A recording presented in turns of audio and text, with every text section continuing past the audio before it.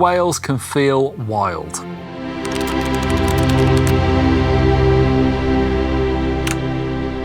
Big open spaces and endless terrain for mountain biking. And I've come here to ride and unplug, refresh and enjoy, to experience off-grid simple living. All I need is a bike, somewhere to lay my head, and probably some coffee. Okay, maybe I've got a bit more kit than that, and I'm not truly off-grid at this campsite in North Wales. I do have water for a shower and to drink, but I want to see if it is properly realistic to go e-biking and provide your own way of charging, and see if actually you can do off-grid unlimited riding.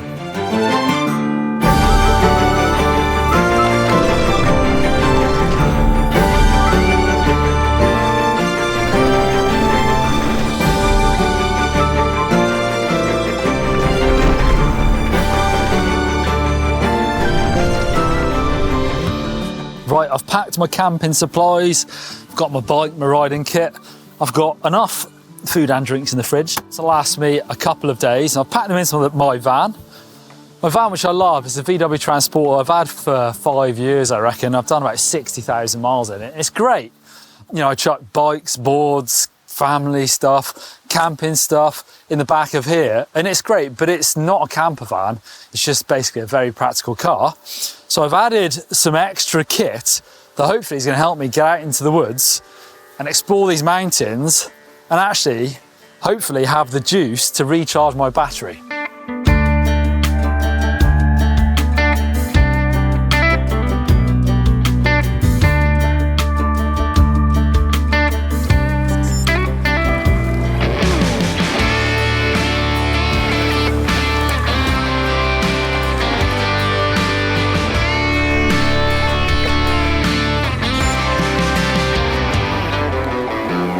So the aim for today is to get up Cadair Idris. It's a big mountain by British standards. It's about 900 metres.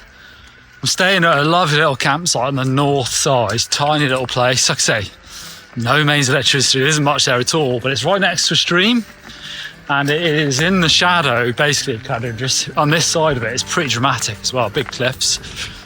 And yeah, I reckon I'm going to burn some watt hours getting up there, which is good because that's the idea.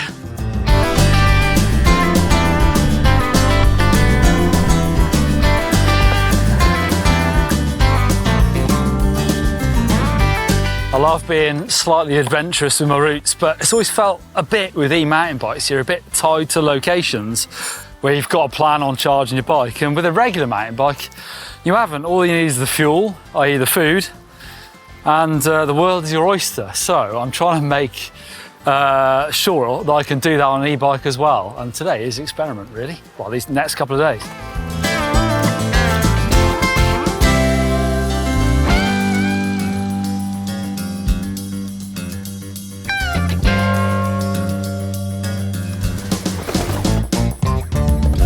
If you're thinking about coming up at Cadair Idris on a bike, don't come this way. It's disastrous. We've been pushing up rocks, diving through bogs, and not even very far up. What have we got? Well, halfway. 368 metres of ascent, 378 remaining. If it's much more like this, I'll turn around. But anyway, the adventure continues. Oh, it's steppy, but it's grippy. And you can get up it so far.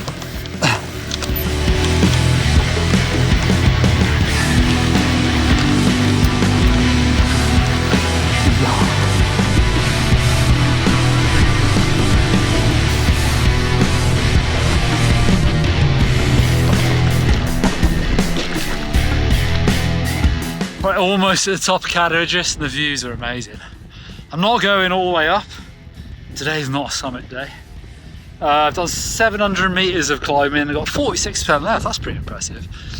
But I know some people will find it probably quite frustrating, getting so close to the top and then not going. It's probably about another 100 metres up. But I'm not that kind of guy. I'm the kind of guy that will ride 99 kilometres and stop without riding around the block to make it 100. Because I feel like the sausages and barbecue are calling. So I jump back on and I'm gonna I'm down this hill towards Barmouth. I don't know if you see it, but the view down there is absolutely unreal. Just out in that end of the estuary. Dave, it's amazing.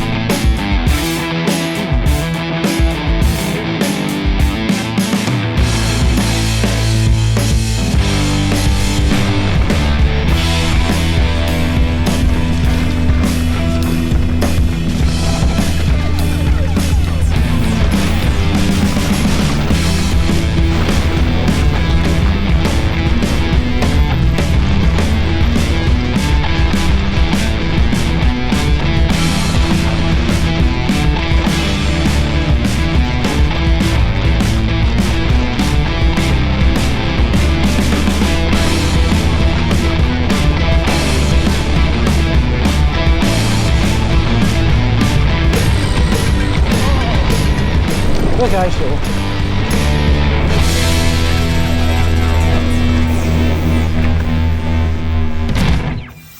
Right, I burnt 59% of battery.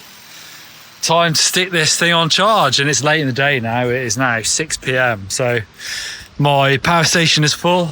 Solar panels have done their job, but yeah, that's probably about the best of it of the day for the sun.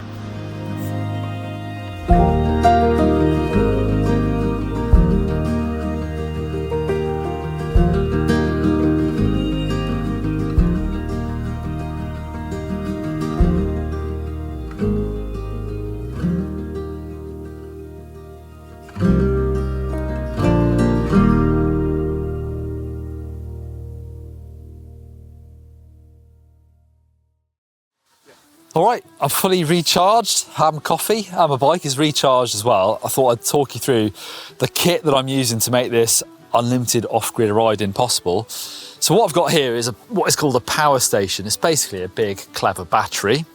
As e-bikers, we're probably in tune with batteries and sizes. So my white Kado I'm riding for these couple of days, it's got an 800 watt hour battery in there. And inside this power station is a 2,200 watt hour battery. So in theory, that should give me 2 3/4 charges from 0 to 100 of that bike. But there's more going on here. So I've got a solar panel, basically this fold out solar panel, super easy to use, really clever. And that is rated at 200 watts. So in peak sunshine, in the middle of the day, it can give me like a maximum of 200 watts. It won't always give you that. But that is hooked up to this power station so that I can recharge this thing. I'm camping, of course, so I've got other power needs. I'm going to recharge my phone and my cameras and stuff from this thing. And I've bought this car fridge, which is rated on the efficiency of B, so it's really good. And I've plugged that in. On the screen here, it will give you what's going on. So it'll tell you what's coming in from the solar panels, what's going out to whatever you're charging. This thing's also rated at 2,200 watts maximum AC out, so you can plug multiple things in at a time. It'll actually surge to about 3,300 watts, I believe, to get things charging. So it's very clever. You could charge more than one e-bike off this and things at a time. But obviously I'm not doing that. I'm just running the fridge and charge my bike and a few other small peripheral things. But you've got 14 different options for what you want to charge. It's even got an LED light on the front. So when I got back from the ride yesterday, obviously I plugged my bike in. That was later on at night. I'm gonna have to check my notes for this, but obviously it was like 6 p.m. when I plugged it in. And actually when it was charging the bike, and I had the fridge going as well, 203 watts were going out of this thing, with 125 coming in from the solar. So obviously at 6 p.m. you're not getting maximum solar charging, but I thought that's pretty good. By 9 p.m. my bike was fully charged and I had 74% left on this power station. So I woke up, what we're on now, it's about 9:30, but at 8:30 this morning I put it in the sunshine and I had 140 watts from the solar panels going into this thing, and it was telling me 4 hours till charge. But obviously as the sun comes up, that time's probably going to reduce as well. So, you know, I only went down to 74% by charging the bike. The bike is ready to roll again, and this thing you know, I've only used a quarter of it, and this is going to top up pretty quickly as well.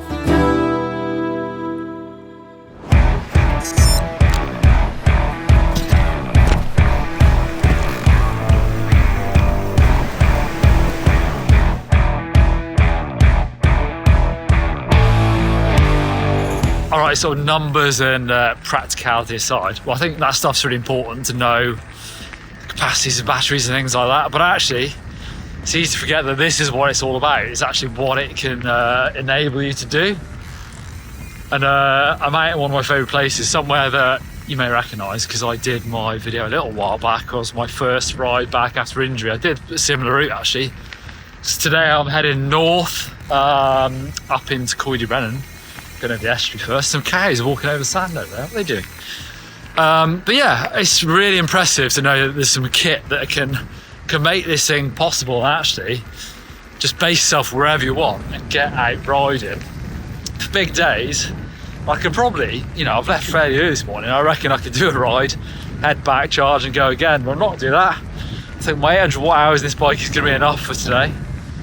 I'm going to get out and do some fun riding.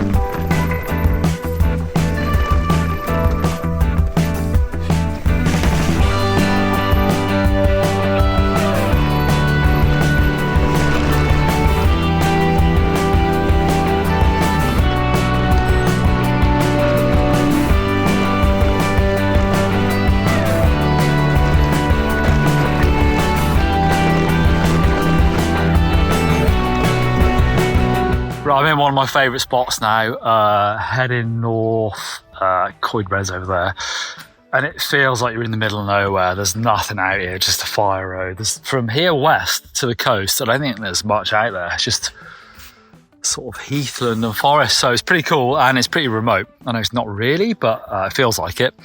And Leo, my cameraman, has gone the other way. He's heading home, so I'm by myself. So what I've done, bit of a top tip safety on my Edge eMTB Garmin down here. Well, actually, you see that maps 3D. You can see how far I am, sort of out in the middle of nowhere. But on that Edge eMTB, what I've done is started the live track. So in my Garmin Connect, basically shared my live location. So you can see my live track is rolling. And it means you can just, well, I've done a WhatsApp, copy the link, WhatsApped it to my wife so she can follow exactly where I am, just in case I don't show up.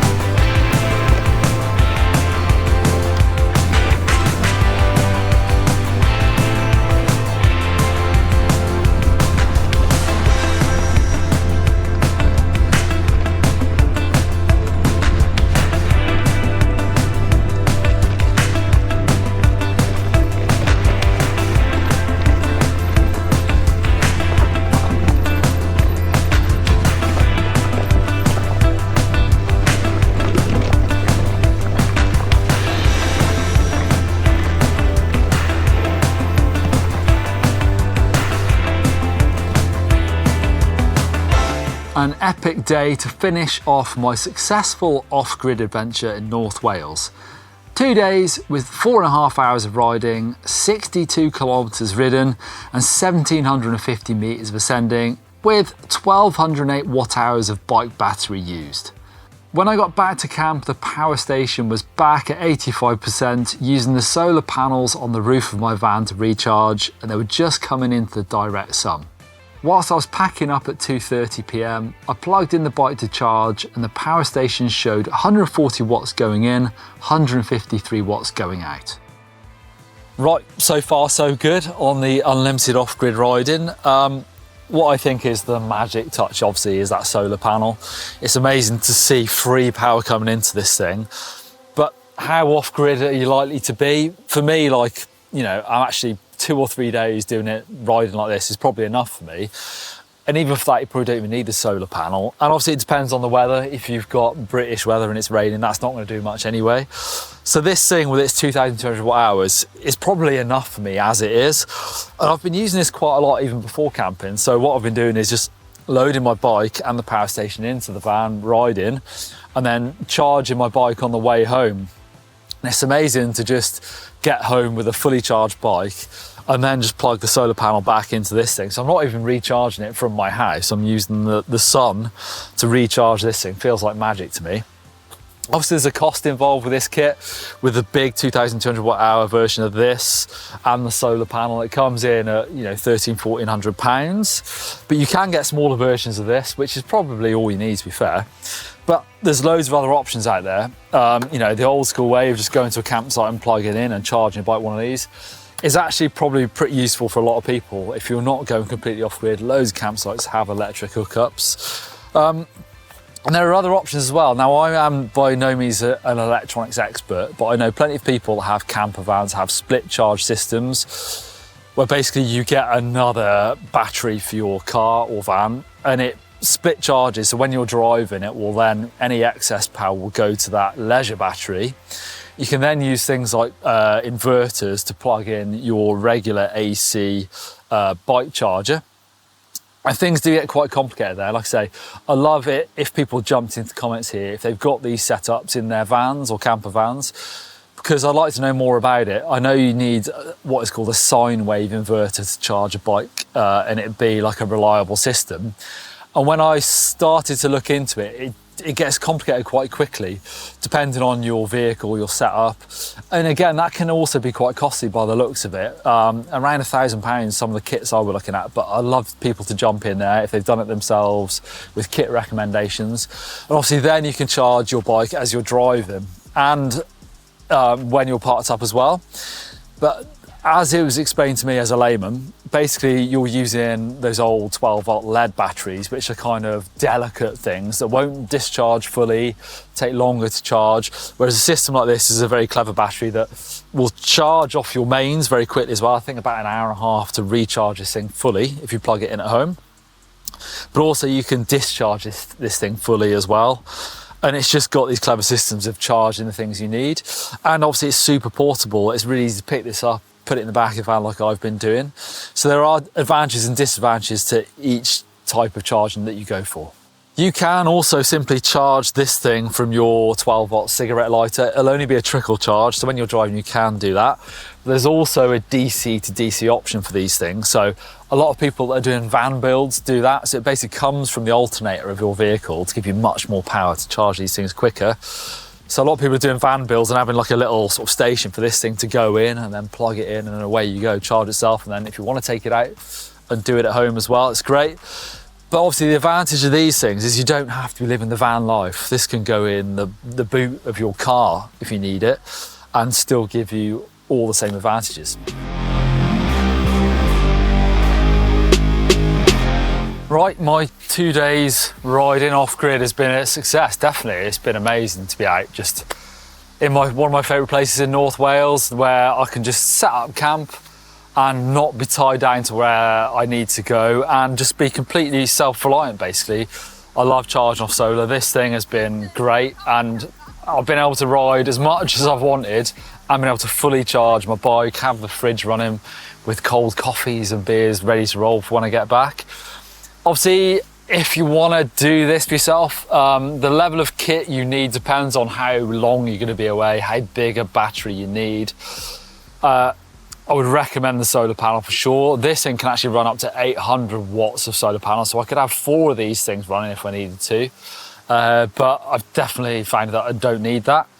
And actually, now that I've done it, one of the obvious things I didn't realise before is actually I'm going to be out riding in the middle of the day. So this thing is going to be charging the best actually when I don't need it almost.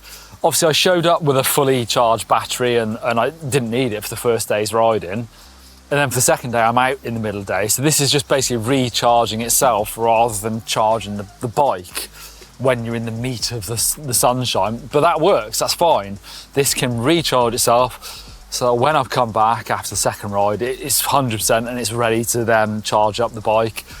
And as I saw yesterday, actually it's still getting a pretty decent amount of solar charging even until like 6, 7, 8 p.m. So it works, my experiment works, and I can't wait for some more off-grid riding challenges. If I started e-mountain biking today, this is how I would make sure I bought the right bike, pick some of the right kit that's going to make your life more comfortable and more fun, and also how I would approach my riding to make sure I'm having a good time but also progressing my skill level at the same time. Right, you're going to need some kit, and starting off with a bike, this is going to be one of the most important choices you make.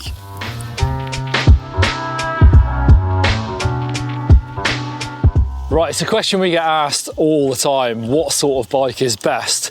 And it can be pretty confusing. You've got things like lightweight bikes, low power, mid power, full power, and you really want to narrow down the type of bike you want. So the best thing you can do is try some out. If you've got friends who've got e-mountain bikes already, that could be a great way. Or get to the bike shop, they can give you advice. Many of them have demo fleets as well, or even the direct-to-consumer brands have lots of demo fleets out there. So it's not that hard to actually get on a bike and try them out. You can even narrow your search down by deciding on what sort of motor you want. But the first thing you need to do before even all that is actually have to think about where you're going to ride the bike and what type of riding you like to do. Right, so from the type of trails that you want to ride, that's going to give you an idea of the type of bike you need. And in my opinion, the suspension travel and the geometry are probably the two most important parts of that. So a 170mm travel bike is going to descend rough trails really well, whereas a 150mm travel bike is going to be more nimble on the smoother trails. So you've got to think about the type of bike that fits the type of trails you ride. Simply put, anything up to 120mm of travel could be considered a cross-country bike. 120 up to 150, more of a trail bike. Anything above 150mm travel is definitely aimed at enduro and downhill riding. I think once you've narrowed that down, then you can decide on the brand of motor and the capacity of the battery you need, and also decide whether you could live with a bike with a non-removable battery, or if you think it's essential to be able to take the battery out to charge it inside without the bike. Many brands now sell their bikes direct to consumer, where you can buy them online, but it's a good idea to try them out first if possible. Or second-hand. I made a video recently and showed you can get really decent deals out there, and you don't necessarily need to be worried about buying a second-hand e-bike.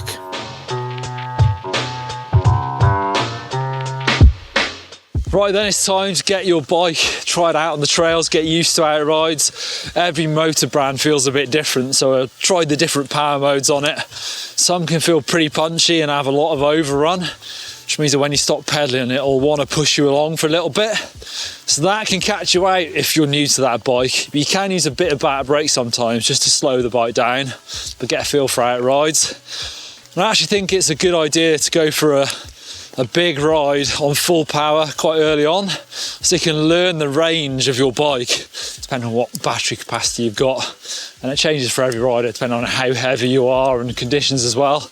We try and learn how much distance and how many meters you can get out of your bike. Crashing is an inevitable part of riding bikes, and injuries, they're inevitable. Might be a little bit much to say that, but if you know any of my history, if you've watched any EMBN or some of my more recent EMBN videos, then you know I probably had more than my fair share of injuries. But it's something I learned later on actually in my racing career, that if you do a bit of conditioning, a bit of work in the gym, it can really help you actually get over injuries but stop them in the first place. I would say if you're serious about riding your bike and you want to get faster, then definitely think about adding in some resistance training or a gym session once or twice a week. Like I said, particularly for me, I've had problems in my shoulders, and I find that if I can keep on top of them, it's gonna help me when I hit the floor. There's less chance of doing damage, but also I find it can help me be stronger on the bike and actually use my skills a bit better as well. So I think it is pretty important to be in shape for riding. If I started riding again, would I approach the risk-taking side of it differently? I don't think so. I actually think that, you know, when I raced downhill, I was pushing my riding on, trying to ride fast 30 weekends of a year. Yes, you fall off quite a lot, but you improve quite quickly as well. But I think for anyone who's looking to get better on a bike, then bike time is always the answer. And that's what e-bikes are great for, spending lots of time on your bike. So riding regularly is always going to make you improve. But even do something like an intense week of riding, if you're going on holiday somewhere or just taking a week off work and riding 5 times a week, that will really speed up your improvement, just a lot of bike time. Helmets are certified, so it's not necessarily true to say the more money you spend, the safer it'll be, but you're likely to get more features. The helmets range from around £20 up to around 300. And I've got a couple of examples here from Met, our partner, just to show you some of those features you might get. So the first helmet is a Terra Nova open face helmet. It's got an orbital fit system there. It's got a visor that is movable, so it's really good compatibility with glasses and goggles. And this is a Met parachute, which is a convertible helmet, which I'll talk about in a second, but you can see some of the features. For example, it's got MIPS. So this is a rotational impact system, as you can see, that moves around inside the helmet. So it takes out some of that rotational force, lets your helmet slide independently from your head. Again, it's got one of these clicker systems. This is a BOA system on the back now as well. You might decide you want or need a full face helmet, so you can either go for a dedicated full face, or this parachute, like I said, is a convertible helmet. It's gonna be open face, or it has this clip-on chin guard as well. Full face helmets, obviously good for riding downhill, doing bigger jumps and drops, and they are compulsory in some bike parks. This helmet retails for around £100, but I found an offer for £27 online, whereas the convertible parachute retails for £300, but you can find these for £225.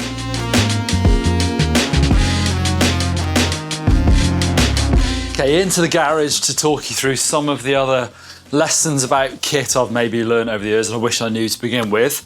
Starting with shoes, trainers can be fine if you're riding flat pedals, particularly something like a skate shoe like Vans. If you look at the sole of that waffle sole, does offer pretty good grip on flat pedals. But what you find, especially these, are really floppy, so actually it's not a very nice solid platform to stand on. So a mountain bike shoe, again, you know, grip is the number one thing for me, but luckily nowadays on the market, you've got a really good choice of shoes that offer this sticky sole, so you've got really good grip on your pedals. I'm gonna use a couple of examples from Shimano, but they're really robust as well. I wouldn't say these are waterproof by any means, but they're really well sealed, really tough material on them. So I've hammered these shoes for ages. And they do keep my feet pretty dry, but also they last much longer than a pair of skate shoes will do. Getting into some more of the riding kit. So again, nowadays you've got a lot of choice out there. I love a riding trouser. I used to wear shorts full time. Now I wear trousers full time, even in the height of summer, because there's loads of these stretchy, super comfortable trousers. You know, I always ride with a phone for taking photos and stuff, but also for safety. So something with a decent set of pockets is really good. And then I always wear padded shorts. I know some people don't, but I just like the way they keep everything nice and tight, but also obviously they're super comfortable. There are many shorts and trousers that come with a lining short that is generally okay, but I find, maybe I've got expensive taste here, but if you do spend the money, so these are proper road padded shorts from a company called ASOS. They are quite expensive, I've got to say. I wore something expensive, about 150 quid, I think, at least. But they are so much better than the cheap liners that you get with other shorts and trousers that they make a massive world of difference. Obviously, maybe not on the shorter rides, but if you're spending a long time in the saddle, I feel like these are essential and it's money well spent. Again, if you're doing longer rides, then you definitely need to think about what you're taking with you. Backpacks are great. You can get some really nice versions, all different sizes. I do like the ones that kind of look like the trail runner vests that aren't very big, I've got to say. You can't fit that much in them. But my favourite, if I can get away with it, is a bum bag or a hip pack, whatever you want to call it. This one's from Camelback, and you can fit 2 water bottles and a bladder and plenty of stuff in there. And then it keeps my back free. I find that on longer rides, you're obviously going to get sweaty probably. So it's quite nice to just not have something heavy on your back and have that just sort of carried on your waist. So definitely think that is a good option. When it comes to clipless pedals, obviously you need the shoes to match because you need to put the cleats in the bottom. So these are specific clipless pedal shoes. Again, a bit like anything else within the bike world, the more money you spend, the more features we get. So a couple of examples from Shimano. Again, you've got this, which is basically a lace-up trainer. It's exactly the same or very similar to their flat pedal shoe, but you've got the cleat in the bottom, as you can see. And then you've got the higher end, and you've got the boa retention there, and you've got a Velcro strap, and you've got this sort of neoprene cuff there as well. Jazzier looking. But personally, I've got to say, you know, they vary massively in price. You get a set like this for sort of £50 upwards, and then, you know, a really advanced clip shoe could cost you £200. But actually, I don't mind the low end ones. I feel like I can get them tight enough with laces. They're not moving around on my feet. They're super comfortable, and they look a bit more casual as well. So when it comes to clipless pedals and their shoes, I've got to say to go with them, I actually sometimes quite like the cheaper ones anyway. Right, wet weather kit. If you live somewhere like the UK and you want to ride all year round, obviously you're going to get wet. Something I've learned from the years of trying to stay dry and warm is actually, when it comes to socks, I don't mess around with waterproof socks anymore. All I do is I've got probably a dozen pairs of merino socks. So your feet are likely to get wet depending on the shoes you wear. But even if they're wet, they stay nice and warm with merino socks. So I love these things. They are worth their weight in gold. They generally don't smell either. I obviously only wear them for one ride. I don't wear them for a couple of days in a row. But they stay nice, they last forever, and you keep your feet warm. However, I've got to say, you know, if you do get a proper set of winter shoes, and these have been a revelation, these are flat pedal shoes that are waterproof and have Gore-Tex. And this does make a difference. Yes, eventually they will get wet from down your leg, and once the water's in there, it won't come out. But for a lot of rides where it's wet but it's not crazy, these will keep your feet warm and dry. And a jacket as well. These are expensive if you want to go for a proper waterproof riding jacket. Gore-Tex, it's actually Gore-Tex Pro, which is the next level up, but they're brilliant and they do last you a long time. If you're serious about riding all year round and you live somewhere wet, I think this is a brilliant investment. They can be expensive, sort of £200 plus, but probably worthwhile. I wear knee pads 99% of the time. Obviously, I feel like I'm quite sensitive to this. I've had surgery on both knees now, and whilst the knee pads wouldn't have stopped that from happening, because that was from twisting my foot, you know, I still feel like these really do protect you in crashes. And you know, it's only the most mellow rides. If I know I'm going out on a cross-country ride and there's going to be very low level of risk with it, then maybe I won't wear them.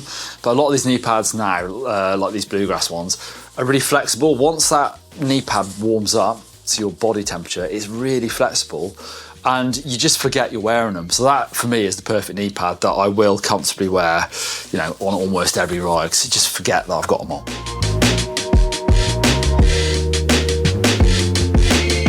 Right, what about other upgrades? So the list is endless, of course, with bikes. You can do whatever you want to them, but I think there's probably half a dozen things I really like to have on my bike. Starting with comfort, I've got a bad wrist. That's another one of my injuries to add to that list.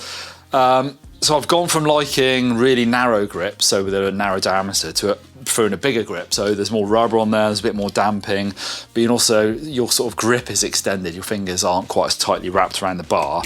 And I find that is better for me in the long run. You can still get grips that, you know, are shaped and still feel super comfortable, but a bit more rubber on them works for me. Personal choice, I think you need to find a saddle that works for you. Obviously the ergonomics of it, the shape that fits your rear end, and then you'll stick with that one for life. I've definitely found that. There's only, you know, 2 or 3 saddles I am truly comfortable with.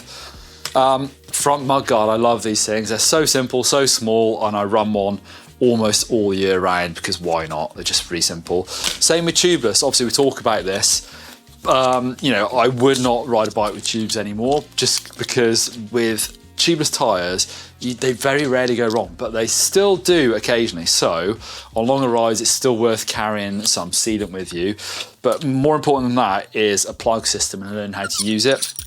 So you have these little rubber noodles and one of these tools, and you basically can use that very sharp point and that bit there, sort of remount the hole and then stick in one of these rubber noodles, and that will fix most tubeless tyres.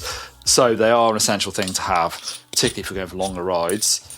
And safety, I guess I've learned this, not the hard way, but I've done some pretty epic rides in my time and been some pretty wild places. And a lot of these bike computers or watches nowadays have this SOS function on there. So if you are in a problem, you can just hold the button down and it will send a message out to your contacts that you've put into your system. Obviously phones can do that as well. However, I once, probably about 4 or 5 years ago now, I did a ride in Torridon with Blake. We were out and it felt like one of the wildest places I've ever been, and the weather was pretty mixed, and I thought about it long and hard then. I thought, if something goes wrong, we've got no phone signal, we're in the middle of nowhere. I know sometimes phones will use satellites as well, but that sort of prompted me to get one of these things. And this is a Garmin InReach, and this is a satellite communication device. So this one is the really small version. You can send out text messages. You can use this for navigation and for tracking you. And these things cost over £200, and you have to have a subscription as well. But I find that gives me peace of mind for those rides. If you're out by yourself, or if you are getting really remote, obviously you probably don't think about these things until it's too late, but I think that is a serious consideration to think about if you are going particularly wild places. When it comes to keeping track of your rides, which is something that I really like to do, just to see how far I've been, but also keep an eye on my training status, you've got lots of options out there, and I've used a lot of them. There's obviously bike computers like this, which are designed for exactly that job. You can stick them up on your handlebars. Great for navigating as well, because you can download your route onto this thing and it will give you a turn-by-turn navigation, so brilliant for that. And again, you can get into your training. If you wear a heart rate band, you can pair it to this. But actually, a lot of the watches nowadays, this is a Garmin Fenix 7, will do a lot of the same functions. I can connect this to my bike, to my heart rate monitor, power meters, all sorts of things. But there is a difference in price. So these computers start at around £300. This is the Garmin 840 Solar, so it is about £500 actually. But the solar charging means this thing will, help you navigate for days on end without having to charge a thing. Whereas this Fenix 7, it's not the latest watch, there is an 8, but it's still around £700. So they are expensive, I've got to say. There are cheaper versions out there with almost all the same functionality, so I'll definitely look into that. I've got to say, I use my watch 95% of the time, because I actually use this for my gym training, for keeping track of my steps, my general day-to-day life. And if I'm riding sort of, like I do most of the time, enduro, downhill style riding, then this can still connect to my bike and keep track of my rides without having to have something up on my bars. One final thing I do take with me, and it's a very sensible thing, but a first aid kit. I keep one of these in the van. I've actually got a bigger one than this, with a bit more serious kit in there if you do need it, like things for chest wounds, punctured lungs, things like that. I've got a friend who is a paramedic, so he's sort of given me some tips on what to do with that kit as well, and basically what you should have. I know it does seem sensible, but eventually you'll probably need one of these, even if it is for minor things like cuts and bruises. I think it's a great idea to have one with you. Like most of the time I ride from my van, so I keep that in the van, but this is a really nice little kit with a waterproof bag. So I actually do take this if we're going on big epic rides, middle of nowhere. I will take a really minor, but probably very useful first aid kit and stick it in my backpack. So nice and sensible way to finish the video. Let me know if there's any pieces of kit that you really swear by and you can recommend to other e-mountain bikers. Leave them down in the comments down below.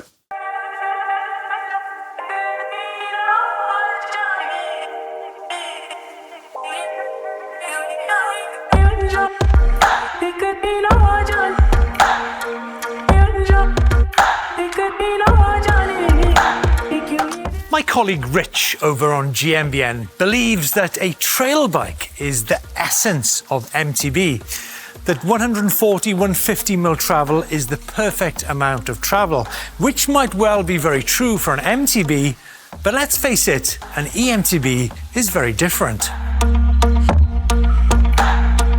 Now, inasmuch as the parameters might well be very similar, after all, we are looking for bikes that blend uphill with downhill capability, the specifications might actually be quite different.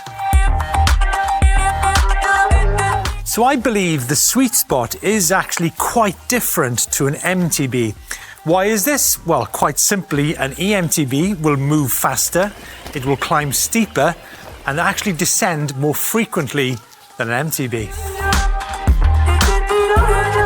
Okay, let's focus. Now, the question we're attempting to answer, is there a sweet spot when it comes to eMTB travel? Now, first of all, we need to look at the range of bikes that we're talking about, because we've got this slinky little number here at 18 kilos, this KTM cross-country bike, to this 23 kilo rock and route vandalizing 170 mil travel canyon. So we've got quite a wide range of bikes, but before we start, it's worth bearing in mind the wide range of rider skill. Yes, before we get into the nitty-gritty, it's worth noting that more travel is not always the ultimate goal, although it is simply a means to tackling ever more technical challenges and to freedom. And there is a misconception that accumulating more travel will lead to ability in such places, which is untrue. The real journey to conquering such places begins with investing in yourself, your skills, and your knowledge. I really do think that the skill and finesse of the rider has a part to play rather than bludgeoning your way downhill with ever more millimeters of suspension travel.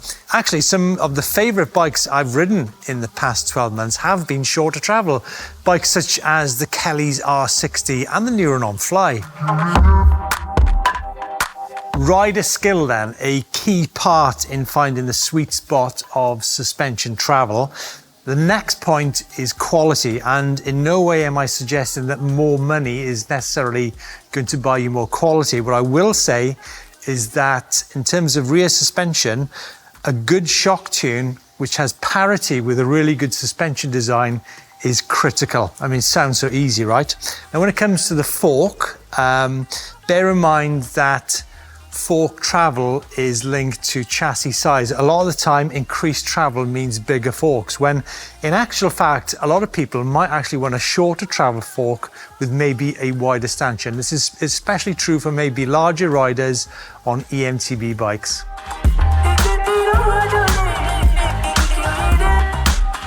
Time now to turn our attention to the range of suspension travel that we have available to us. A lot of brands actually build their bikes around the forks that are available on the market. So we've got bikes which range from 120 mil travel up to around about 180 mil travel.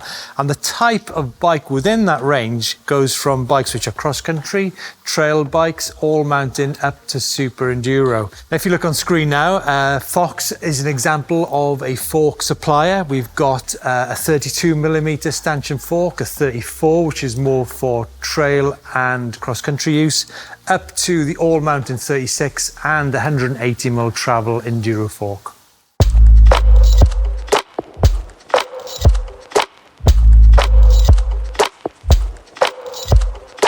So, as I mentioned, brands build bikes around forks. Brands further build classifications around these forks. The cross-country, trail, all-mountain, enduro, downhill classes. Question is, do these traditional MTB classifications apply to eMTB? I'm not so sure. It still hasn't stopped many brands using them, or indeed adding even more. Urban cross, super enduro. It's interesting actually that many brands have ditched those classifications, especially when it comes to eMTB. But look, this isn't helping you with a sweet spot when it comes to the amount of travel, is it?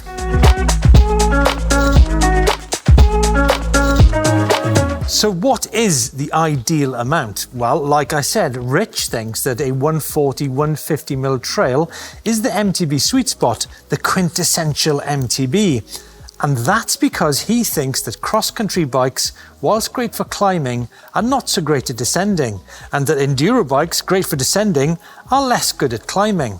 But does that apply to eMTB? No, it doesn't, because let's face it, we've got a motor and we've got a battery and there's different amounts of travel. Still, I think what we all want to do is a bit of this and that. But actually, what's the sweet spot when it comes to doing a bit of this and a bit of that?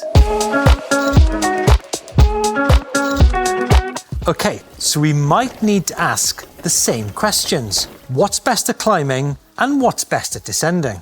Now, the answer to that question in relation to eMTB is power, traction, geometry and tyres when it comes to uphill.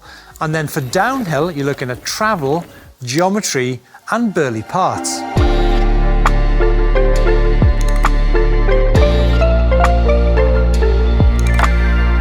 Okay, if you were to ask me my opinion on this, I would say that a 150, 160mm travel bike will offer plenty of travel and traction on super technical climbs, whilst providing you enough support and comfort on super tech descents. That, of course, once paired with good geometry and component parts. So you see, it's not just about the amount of travel, it's a far bigger picture than that. So I think it's quite a complicated picture that we're beginning to put together here. Just want to return quickly to the whole business of rider skill, because I do believe that skilled riders have the ability to use less travel at similar speeds, and less skilled riders will actually benefit from the comfort of having a longer travel bike, especially on those technical descents. I'd like to focus now on the whole business of terrain and gradient, because I think that has a big influence in the type and travel of eMTB you're going to choose. Now, for example, if your riding is based more on traversing than pure descending, then a shorter travel bike will give you the ability to pull up on the bike more easily than a longer travel bike. You'll not have to push into the travel as much. Secondly, if you are more of a pedal up a fire road, then bosh down the descents kind of person, then longer travel might well be for you. Thirdly, the traditional MTB reasons of buying shorter travel because they are better for climbing doesn't hold true for eMTB. You actually have the potential to climb on wildly more technical and steep hills on an eMTB, so slightly longer might actually be good for you. And finally, it is actually all about the terrain. We have ridden Fox 34 Levo SLs faster than a Fox 38 180mm travel bike simply because the gradient is not steep enough. And yet, forks such as the Fox 34 will often be way overgunned on the steeper terrain. Wow, so many choices. Oh, quite dizzy. Okay, what about the wanna be in my gang syndrome? I mean, I might be joking about it, but it's actually true, right? I mean, how many people do you see maybe overbiked based on the type of terrain and the skills they have? I mean, a lot of the time, it's about what your mates ride. Now, a lot of brands actually define stiffness based on suspension travel and fork chassis. Now, this isn't always very helpful. For example, sometimes I ride the 140mm Canyon Neuron on with a 34 up front, but maybe in the summer, I might want to bolt on a 150mm 36 up front just because the speed's a bit higher. So many parameters and combinations to think about. And I think at the end of the day, like I mentioned earlier, it's about investing in yourself. It's about quality over quantity. And it's basically down to the type of terrain that you ride most of the time. And bear in mind that an eMTB can do radically different things to an MTB. Do you need technology to get more from your riding? No, probably not. But if you're a bit of a gadget nerd like me, you don't need much of an excuse to get some cool new tech. So how could tech improve your riding? Tracking your rides so that you can prove to a potential partner how fit you are or how many KOMs you have. Navigation, so you never have to speak to a stranger in the woods ever again, you just follow your computer. Performance, yes, I did justify buying that 10 grand bike to get fitter. No, it's not just for fun. Safety, my wife particularly loves getting automatic messages every time I fall off my bike. That's quite a lot. Many of us like to use GPS devices to track our rides, things like phones, smartwatches and bike computers. Even some bikes can offer that nowadays. So we're talking through the pros and cons of each and talking about what different styles of riding they suit. Some of these GPS devices are a bit specialist or offer loads of features that you may not need. So I'm talking about phones, bike tech, and I'll be using a smartwatch and a bike computer from Garmin, because for full disclosure, they are a partner here at EMBN and they make these videos possible. But hopefully this information should help you no matter which brand you choose. Tracking. If you don't record your ride, was there any point doing it? I'm not sure. Some bikes will actually record your ride, and if they have a SIM card, like the Amflow, will upload your ride straight away to things like Strava. What else are they watching? Whilst other bikes will do it via a phone app. So Bosch Flow and the Specialized Mission Control are two good examples. There are some specific apps like Strava or Komoot that you can record your ride into. Most of them have e-bike setting in there as well, so they can more accurately tell you things like range or how long it's going to take you. And don't forget to record your bike, your ride, should I say, as e-assisted. Otherwise, you look like you're climbing like a super fit madman. Come on, own up if you've been doing that. I've seen varying degrees of accuracy when it comes to tracking using your phone. Maybe it's down to things like the GPS not updating very often. And that can lead to times are way off on shorter Strava segments. I've actually got a friend that Strava tells me is 15 seconds faster than me on a 45-second downhill, and we know that's impossible. But to be honest, I haven't used my phone to track a ride for a long time because I think there are some better options out there. But most people do have a smartphone, so you can track your rides already without having to spend anything else on any other bits of tech. I actually track my rides on either a bike computer or my watch, and I would say probably 70 or 80% of the time I do it on my watch. But both of these have really accurate ways of recording.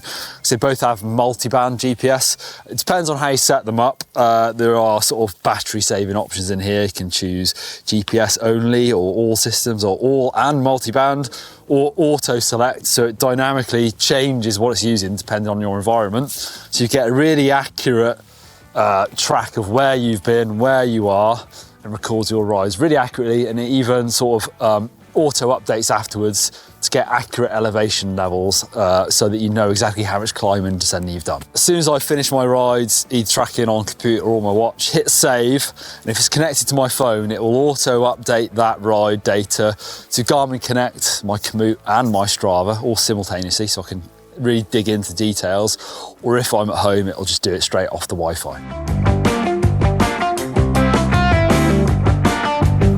Finding the right way and fast could be a matter of life or death, or just a better way of spending your time not getting lost in the woods. For planning a route, there's loads of options like Komoot, Garmin Connect, Ride with GPS, Strava, even the Bosch Flow app.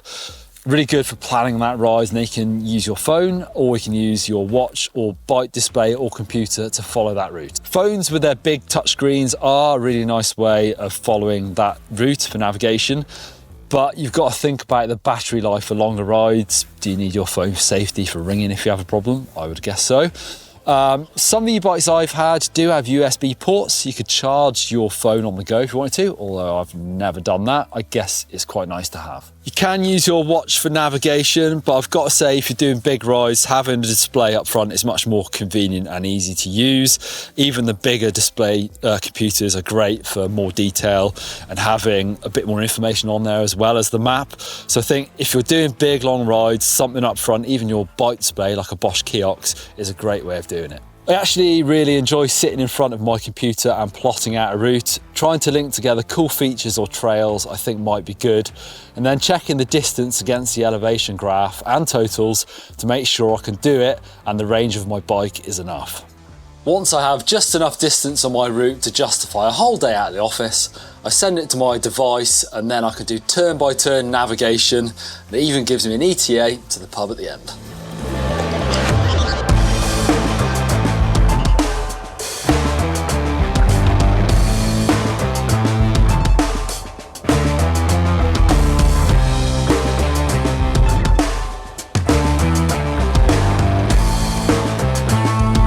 A cool feature on my computer is also being able to reroute mid-ride. Say if I'm bitten off more than I can chew, I can get it to send me back to the start, and I can get back to the van for some refreshments. Whee!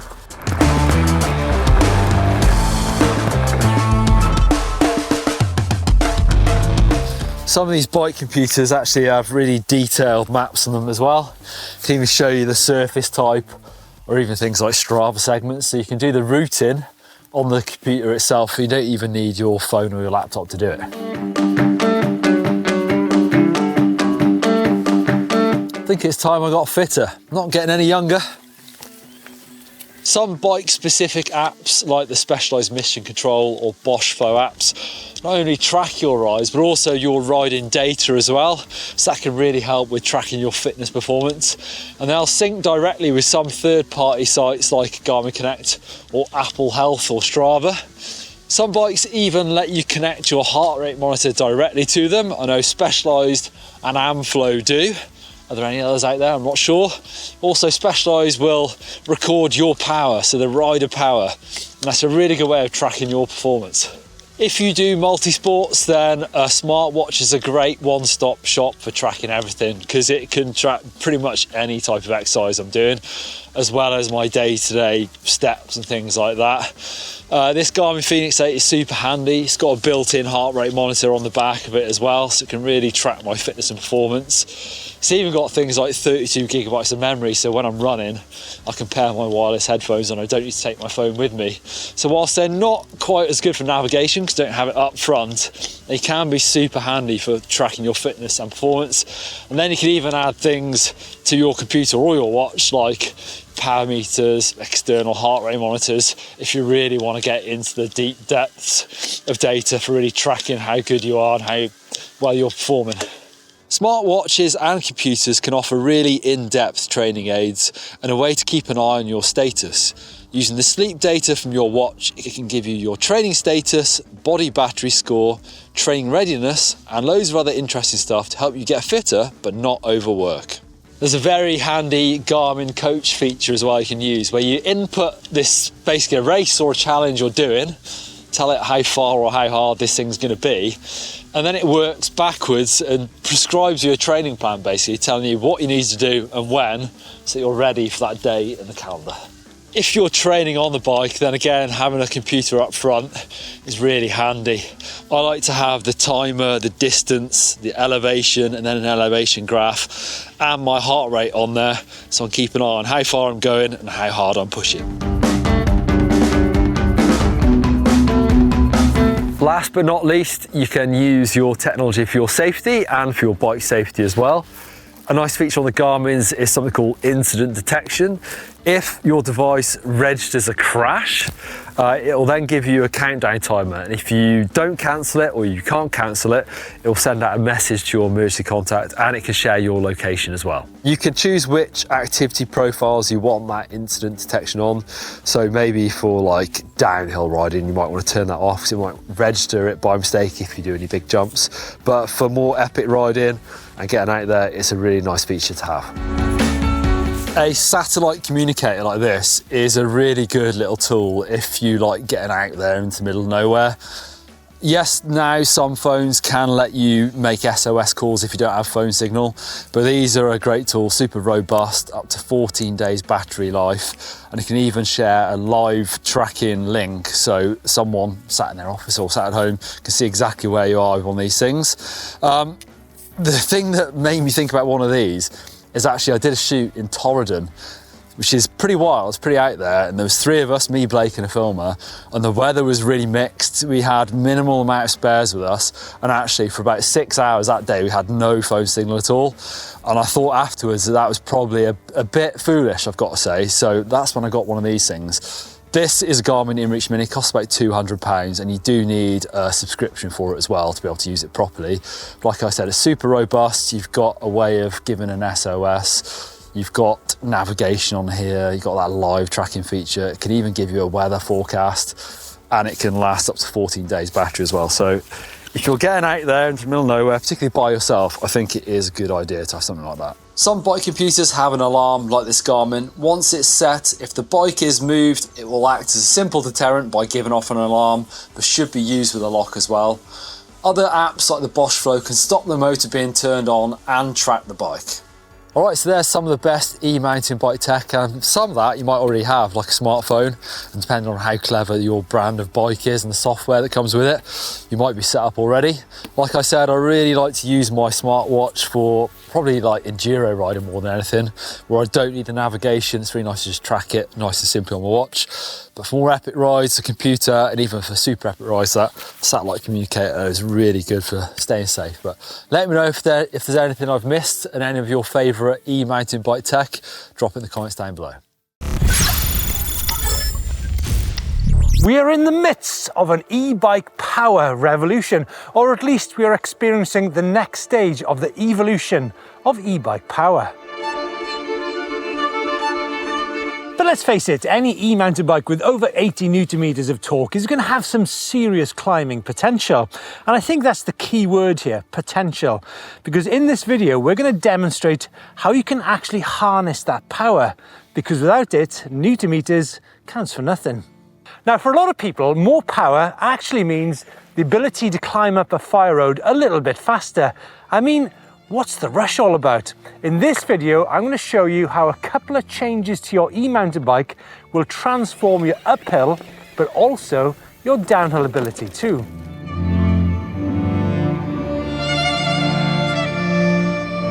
In fact, thinking about it, an eMTB needs to be many things in order to harness that power. I'm thinking about things such as the shape, the geometry of the bike to get you the right balance when you're climbing the hills. And even if you have the right shape of bike, you need the right gearing in order to be able to deliver the right cadence to get the most power out of the bike. But even if you have shape and gearing, one thing which you need more than anything is grip. So how exactly do you get grip? And remember, we're talking uphill and downhill here. Well, one way is by investing in these, the Schwalbe Shredder. Now what we have here is 2.5 large volume with Gravity Pro casing and ultra soft compound with super tall knobs. Now don't get me wrong, there's many other brands which make similar tyres, but not quite like these ones. These are radial. The basis for these Schwalbe radial tyres is a complete redesign of the carcass, and that's all down to the angle of the threads. The threads, which run across the tyre at around 45 degrees in a conventional tyre, have been realigned at a more obtuse angle. Schwalbe have created a tyre which is both flexible with a larger contact patch without being prone to punctures. These tyres can be run at higher pressures, potentially reducing punctures while still producing excellent traction due to the suppleness of the tyre. And more than this, due to the blunt angle of the carcass threads, the tyre can deform more selectively. It is said to follow bumps many times better than a bias ply tyre and always maintains contact with the ground. More rubber on the ground, more lugs in contact with the ground equals more grip and more comfort. We had a truly great experience our first time out on the shredders, and we began by experimenting with pressures. We put 40 psi into the shredder tyres just to check traction at pressures outside the recommended range. We then dropped the pressure under the recommended range to check for stability and puncture resistance. Now I've got 40 psi in these tyres, which is actually double the pressure which I should have. I'm actually just relying here on traction and not momentum. This is ridiculous. Now I'm just rewalking this piece of track I just rode. So you've got deep mud, it's wet, it's sticky. You have some really technical elements to it. It's really steep. I mean, without the ability to anchor the power that you have into the ground, all you actually have is an unwieldy piece of machinery which you end up pushing and shoving, huffing and puffing. I mean, ask my colleague behind the camera about some of the trips we've been on. You still get nightmares about some of those. Now, I've just let a bit of air out of this tyre. It was 40 psi in it. Now I've dropped it down to around 20 psi, which is arguably a little bit soft for me at 95 kilos. Actually, a cool thing on the Schwalbe website is the Pressure Pro, which gives you an accurate tyre pressure setup depending on your weight and your tyre and the ground conditions you're riding in. So that's really cool bit of tech to tune into. Just want to point out this tyre, the Shredder, a mud and wet weather tyre, but I'm pretty sure that this tyre is going to operate amazingly in loamy style conditions as well. Now, the cool thing about a radial tyre is the ability to run higher pressures, which in turn means these tyres are less prone to punctures. I'm just dropping some pressure down on the front as well. The shredders come in 29 and 27.5. What's quite interesting actually is the fact that I'm riding my Canyon Neuron on, which is pretty much more of a trail bike. You might actually associate a tyre such as the Schwalbe Shredder Gravity as a tyre which you'd use maybe on a downhill or enduro bike, which is actually not totally true, because when it comes to e-mountain bike adventures, then a tyre like this up in the mountains when you're climbing stuff you've never seen before is absolutely vital. This might be success or failure. As you can see, there's no lines on the ground. This is an incredibly technical, rooty, steep climb in the wet. So I've never ridden this before on these tyres. I'm in turbo mode, so I think if I can get up here at a slow speed, it means this is all down to traction and not momentum.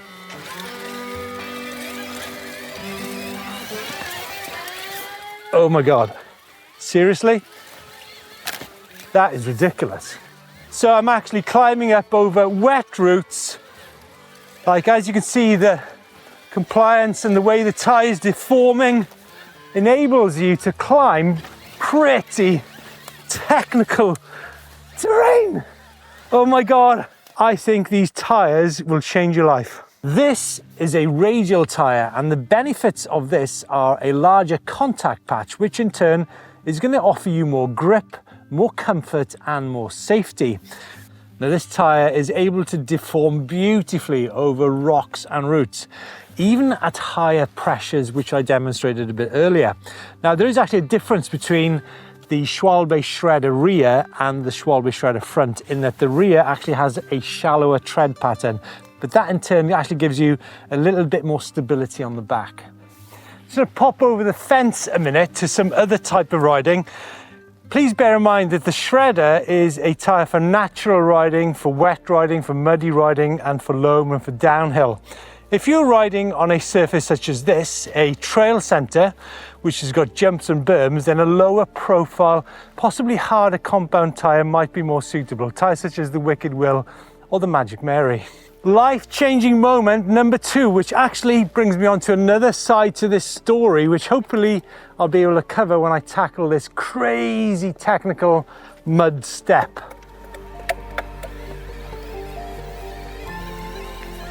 Oh, what? Now, this is where the story becomes even more complex, because in as much as you might well have the right shape and purpose of the bike, the right geometry, the right gearing to give you the right cadence, and the right grip provided by the Shredder, what you also need to harness that power and the grip is technique and rider skill. So you're looking at such things as line choice, as body position, anticipation, fitness, and an understanding of pedal technique too. I think one final and arguably the most important thing to understand about a tyre such as this is it gives you the ability to ride in the winter and wet conditions exactly like you would in dry conditions. So such things as flat wet corners or cambers. These tyres are going to give you the control which will enable you to have the confidence to ride that kind of terrain. One classic example, and I truly believe it is the difference between winning and losing, was Amaury Piron in Leger 2024, where he simply tore the competition apart. And part of the reason for that, obviously incredible skills, was the fact that he had soft compound grippy tyres on his bike. Well, I say soft compound grippy tyres, that's a huge simplification. We believe it was Amaury's tyres that enabled higher pressure, 1.95 bar front and 2.15 bar rear, and with a supreme grip to play a part in that success. Piron certainly thought so and said so himself. Folks, go and try out a mud tyre. Please go and try out the Shredder, because I guarantee you it'll change your life. Fun climbing challenges are something that e-mountain bikes have brought to mountain biking in general, but are they faster and technically easier if you're clipped into the pedals? Today I'm going to test it against the clock, whilst also giving some setup tips for both flats and clipless riders.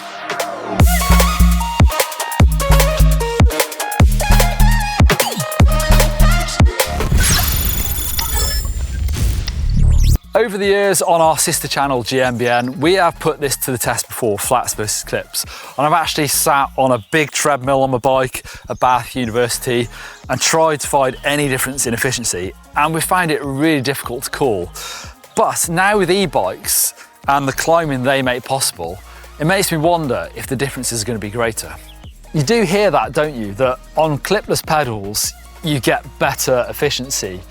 You don't bounce around on the pedals as much, but also you get that slight pull on the way back up.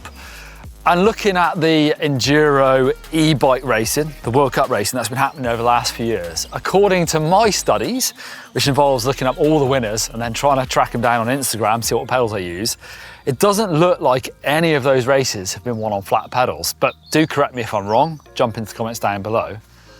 But am I right in thinking that most of us non-racers ride on flat pedals still? I've always been in a bit of a quandary about the old clipless pedal.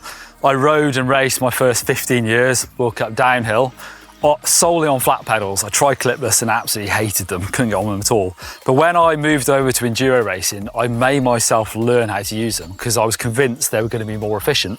Samuel came along to prove that it didn't need to be that way. But I did learn to use them quite quickly as well. And to me, they do feel, you know, when you're really cranking, that you are getting more power to the ground. So today I am going to look into that style of riding where you're really pedaling as hard as you can, but it's more about the fun style of it and the type of climbing that is only really possible on e-bikes. So the setup today, first I'm going to ride on flats. These are Shimano GF6 shoes, big, flat, grippy sole on them. Paired them with these fun, fundamental flat pedals. They're machined aluminium, nice big platform, super aggressive pins on there, so they're super grippy. This is my everyday setup. They're simple, they're fun. I do prefer riding on flats, I've got to say. It makes me feel like I can be a bit more loose on the bike, drifting it around and get my foot down if I need to. But also, I'm just happier hitting jumps on flat pedals as well. Now to my clipless pedal setup that I do use every so often. So these are Shimano GE9 shoes. More of a sort of gravity style shoe, I suppose, or enduro. I think that's in the name, to be fair. So they are a lot bigger than some of them, the cross-country or trail clipper shoes you can get, which means they're heavier, but for me, they offer loads of protection. They're super comfy. They've got a big flat sole around that cleat area as well, so you can feel the pedal, which I really like, a bit of friction. So it's almost like a clipless setup for a flat pedal style rider where you can actually feel the bike underneath you. I don't really like having the really lightweight, more cross-country shoes, which are super stiff and super light, but it feels to me like sometimes you're almost floating around on top of the pedal. And I pair them with these fun Ripper clipless pedals. So these have a Shimano style cleat on there, as you can see. So these, again, sort of gravity design. They've actually been used to great success at World Cup downhill races. So again, a bit heavier than other options out there, but I like the feel of these. You've got that big aluminium cage around there. The clipless setup in the middle, see it's sprung loaded, so that front of it tips up, so you can find it nice and easy with your cleat on the bottom of a shoe. And as you push down on it, that rotates round and then you clip into that. Adjustable as well, I like that somewhere in the middle, the tension on them, so it's not too easy to come out of them if you're cranking hard, but I don't want it too hard, so when I twist out, I unclip. And you can also tweak the height of these pins here as well. So you need to do a bit of that sometimes to get a feel for, a feel for the pedal underneath your shoe, but not too much friction that stops you unclip. I'm gonna ride a white Kado RSX for these tests. It's a 150mm travel, 160 fork up front, full 29er bike. It's got the latest Bosch CX motor on there with its 85 Nm of torque. It's got engineered low center of gravity, which should also help for climbing as well. But I do like quite a high bar setup, as you can tell from the amount of space I've got underneath my stem, which isn't perfect for the steeper climbing, but I prefer the compromise for coming down the hill. I'm going to record the rides actually using the Bosch Flow app, because that gives you loads of data you can dig into for the power that you're putting in and the bike is giving you, and also record my heart rate and actually the data for the ride on my Garmin Fenix watch. Okay, I'm going to ride the e-bike challenge climb trail, which says it's severe, here at the Forest Cycle Centre. It's a short technical section, pretty tough actually, and then I'm going to continue right up to the top, record the results. Starting with the clips, my regular setup. Let's have a go.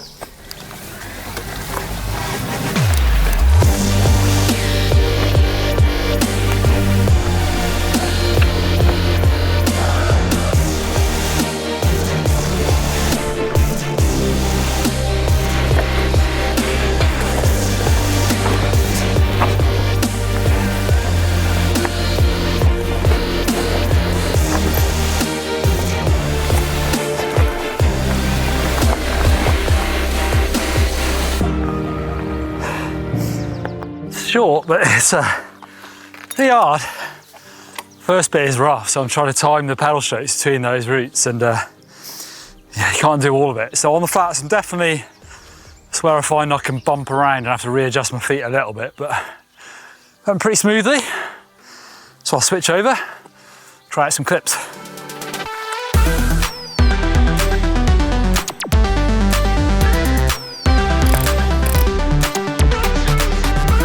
All right, I am race ready, it feels like now. Got the clips on, the front ripper pedals. I do feel really good actually, the way you clip in, I can feel the sole. I actually set my cleats up really far back, if you can see in the shoe. So it puts me in that same position. Kind of feels like the ball of my foot is actually slightly in front of the axle of the pedal, which is how I've always ridden on flat pedals. So it doesn't feel dissimilar at all, but it feels a bit racy being clipped in. So anyway, the clock will tell us everything. Be in black and white at the end of this, so let's get ready to go.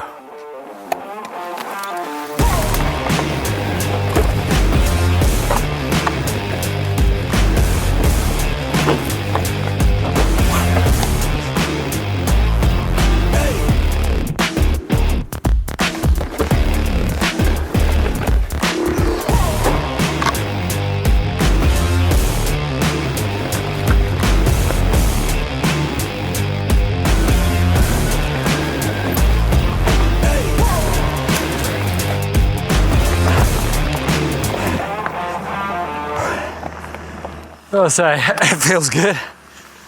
Kind of scary, it's one really steep step up there. Whereas falling back does feel a bit sketchy on it, being clipped in. Probably not quite as tuned in as to clipping out as I should be really. But it'd be interesting to see the results. All right, climbing test done. So I did that at the Forest Cycle Centre because they've got an e-bike climb there, which is pretty tricky, I've got to say. It's kind of technical, routey, but there's one big step which is actually really hard to do. I did get up it both times on flats and clips, but I wasn't sure I was going to. But it's quite a short test. It's only 500 meters long with 50 meters of climbing. So that does show in the results. So on the flats, I did it in 1 minute 46, whereas on the clips, it's quite considerably faster, 1:42. But let's dig into the data to show you how that happened, basically.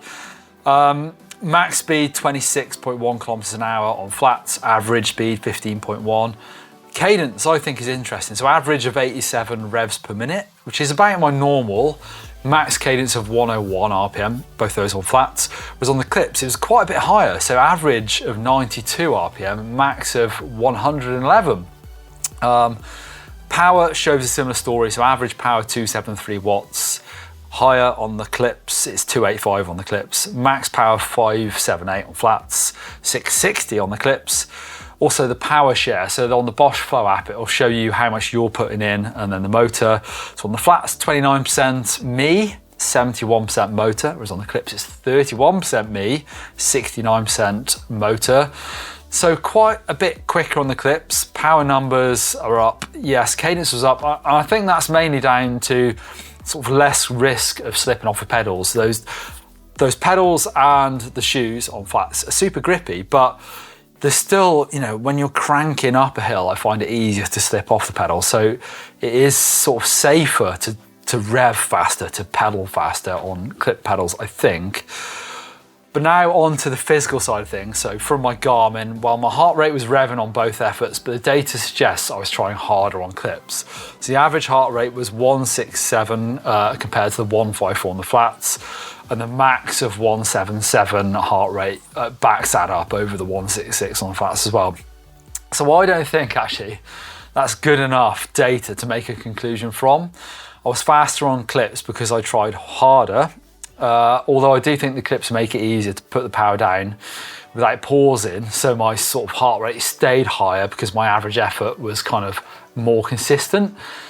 Anyway, I went back out to record some more. So this time I went to my local woods where I've got longer, I wouldn't say more difficult, but kind of more technicality the whole way to the end on this climb. So this was 2 kilometers long, the climb I rode, with 170 meters of ascending in now. And this time it was much closer. I was, 7 minutes on the flat pedals, and on the clips I did it in 6:58. So yes, quicker, but absolutely marginal stuff. But again, interesting to see that the cadence was higher. I did an average cadence of 84 on the clips over the 78 on the flats, and then the max of 104 over the 100. Same story with the power. So average power on flats was 165, max was 430, and the power share 23%, quite a bit lower than motor 77%. Was again on the clips, my average power was 187, max power 517, so pretty considerably higher really. Power share, again, one notch up, with me 24%, motor 76%. Same story with average heart rate, so 134 on the flats, max 149, and then on the clips 141, average max 156. So in conclusion, I guess, if you come to this part of the video, well done for staying along. And I'm almost getting to, yes, it is marginally better, I would say, marginally faster, but I am working harder on the clips. But I think it's easier to work harder. I think, both of those tests, particularly the second one at Eastridge, 99% of it is sat down, and when you're sat down, you've got less weight on the pedals. So I do feel like kind of my feet are bouncing around a little bit on the flats, whereas the clips, you're locked in, you're spinning. And it felt really good. It makes me feel like I'm riding smoother. Even on the downhills, obviously I'm doing the test and I'm coming back down. So I feel like I am less rowdy on the clips. Yes, I didn't particularly like it on the first test, on that gnarly step. Being locked into pedals still scares me a little bit. I've ridden clips a lot. I raced for 5 years, like I said, enduro. And I learned to ride, probably kind of less throwing it around in the corners, because I feel like I still can't unclip as fast, but it makes me ride even smoother on descents. And on the climbs, yes, it's a bit scarier on those super gnarly sort of steps, because I don't feel like I can jump off, which I actually did in practice on the flats. On that first step, I actually had to jump back off the bike on clips. I could probably do it, but it's more scary. But I think it felt really good. Like, I'm surprised how good it felt for those technical climbs. Like I said, you're locked in, you're spinning. I'm getting traction on the clips that I didn't feel like I was getting on the flats. So I would recommend it. If you've never tried clip pedals, should I say, I would definitely go down that setup that I've got, where I've got sort of the bigger shoe with a nice flat sole and a bigger pedal. But the conclusion from this, for me, am I going to stick with clips? I've already switched back to flats because I find it more fun. However, I'm going to experiment more for sure. I really enjoyed riding the clips. Like I said earlier on, I still prefer riding jumps on flat pedals, but actually, if I'm riding my woods, my woods, I don't own it, but the woods I ride in all the time, it's super rough. I actually really enjoyed the clips, so I'm going to stick them back on. Times aside, most of the time I don't really care about actually, timing my climbs, but actually the way it made me ride up those climbs, and it's kind of less frustrating, is kind of the way I'd put it. Just being able to power up them nicer without bouncing around and having to reset my feet all the time. So yes, I am definitely going to ride clips a bit more. Jump into comments. I know this is all quite marginal and lots of people don't really care if they're going faster up the climbs, but let me know if you've tried switching around and what you found from it as well. And if you've tried riding those really technical, really gnarly climbs on clips, did you like it, or was that the point where you thought, nah, I'm going to stick with flats? And I think I need to try and get Steve out as well. I know he has tried it in the past a little bit. but I would like to get Steve out for a big proper ride. He's been flat pedals forever, but I'd like to get him on clips to see how he feels. But yeah, jump into the comments, let me know what you think and what you think of my conclusions. Thanks for watching. Upgrading your e-mountain bike can improve it, but it can also tweak the characteristics of your bike to make it suit the type of trails you ride and suit you a little bit better. So here are some of the best eMTB upgrades from my experience.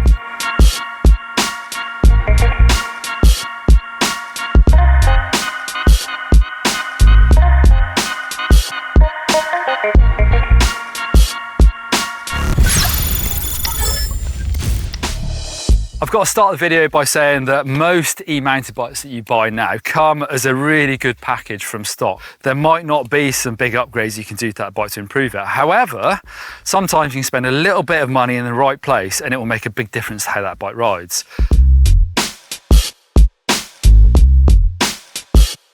Modern mountain bike suspension is great. It's super adjustable as well, which is very good, but also if it's not set up right, it can really hamper the way that bike feels. And actually I've been lucky enough to ride lots of very nice bikes new, and I find that most of the time, out of the box, the suspension is set up way off. So step one is getting the sag correct. You'll find a lot of suspension manufacturers now make it super easy for you. So you might have a QR code like I've got here. They'll take you to the correct web page to help you set up that fork. But also on the back, I've actually got a very handy sticker which tells me for my rider weight, I need between 90 and 102 PSI of air pressure. It also gives me the base setting for my rebound clickers and my compression. So from there, I've got a really good base setting, and then you can tweak it a little bit as you go. And actually, I've taken this to the next level in the past and got a pro suspension tuner to put telemetry on my bike and tell me exactly what suspension is doing. So that is taking it to the next level, but getting the base settings right to begin with is going to make a big difference to how your bike rides. Actually changing the suspension on your bike is also a really popular upgrade, but it is not a cheap one to do. Sometimes it can really benefit your bike if you over fork it. So if your bike comes as 150mm travel front and rear, you might want to change the fork up to a 160, and that slackens the bike head angle out by about half a degree. And obviously you've got more suspension travel up front. But obviously then we're talking about buying new suspension forks, which is not cheap. I'm actually on my very fancy white Kato Works edition.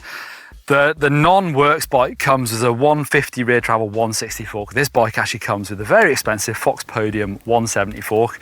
But if you wanted to make an upgrade of that, it's about £2,200 for this big expensive fork. Keeping your suspension units cleaned and lubed is also going to help them run nice and sweet as well. So that is a decent upgrade to do every so often. Active Spiders. It's a bit of a funny title, isn't it, I think? But this is an O chain, but actually there are other brands on the market that do similar designs.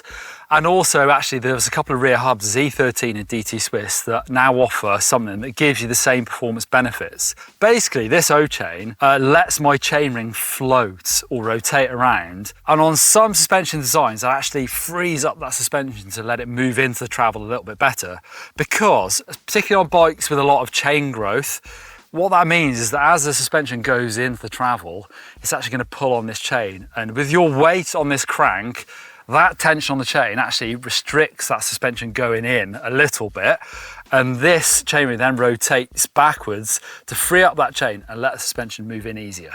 O-chains and rear hubs with that anti-kickback feature, which basically does the same thing, are really popular on the downhill World Cup circuit, where riders are looking for every single tiny advantage, but it really does depend on your rear suspension layout and how it works.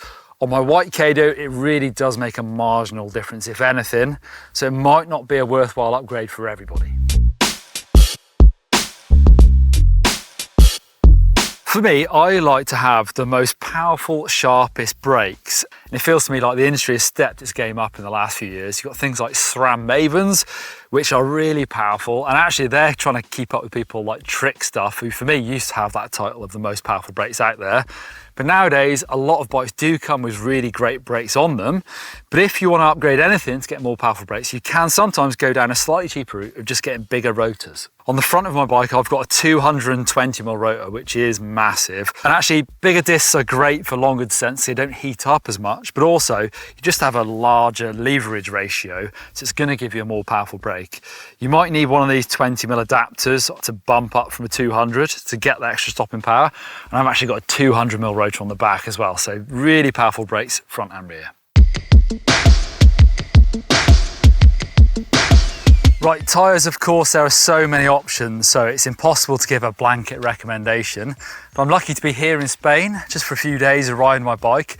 And I didn't change my tyres from the ones I use in the summer in the UK. And I've got this Schwalbe techiest, which are a good aggressive tyre that really dig into the soft British soil where I live.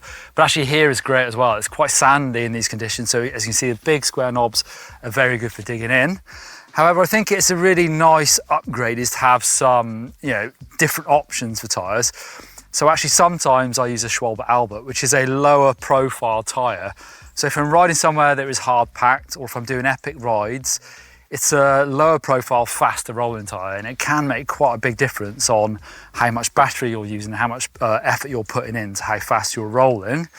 And also, like I said before, it's great to have some winter tyre options. If you live somewhere like UK, I will be changing these tyres when I get home to some shredders, which are some deeper profile mud tyres.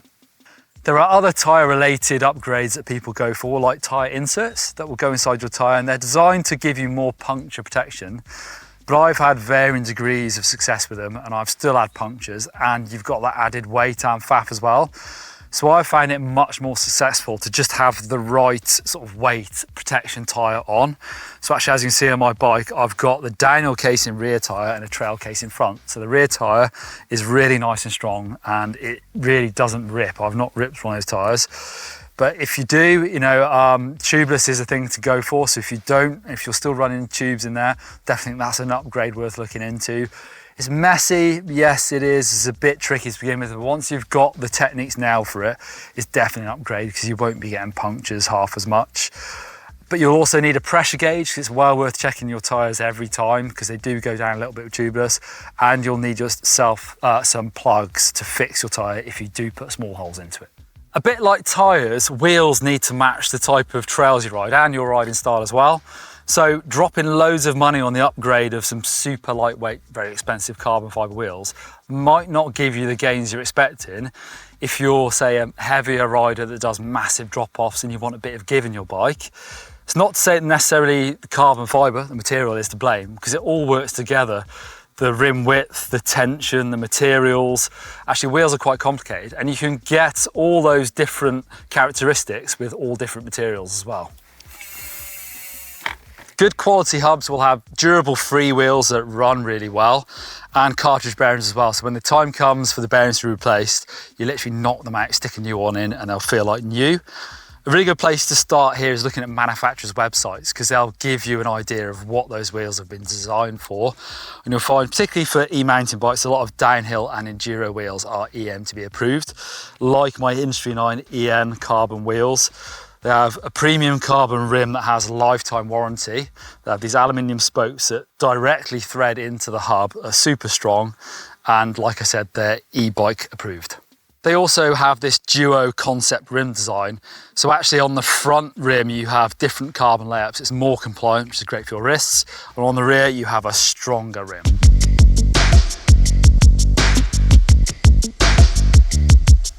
Changing your handlebars can really make a difference to how you stand on the bike. And higher bars is quite the trend, particularly if you're thinking about riding downhill. Again, downhill workout riders love a high handlebar, but it is going to affect the rest of your riding as well. It can move your weight back on the bike, which is going to affect the suspension, so your sag will go further into the rear, less into the front, so you'll need to tweak your suspension for that. And it can take weight off the front tyre as well, so it's not the answer for everybody. But I personally do quite like a fairly high bar. I've not changed the handlebars on this bike, but I have put all of my spacers possible underneath the stem to get it up a little bit. The material and the diameter of the bar will make a difference to how it feels as well. On this bike, I've got a 35mm carbon bar, which is nice and light and stiff as well. But actually, I do quite like a 31.8 aluminium bar to get those damping characteristics. And when it comes to bar width, I'm an average size guy, and I cut my bars down to 760mm width because I like that for riding in the trees.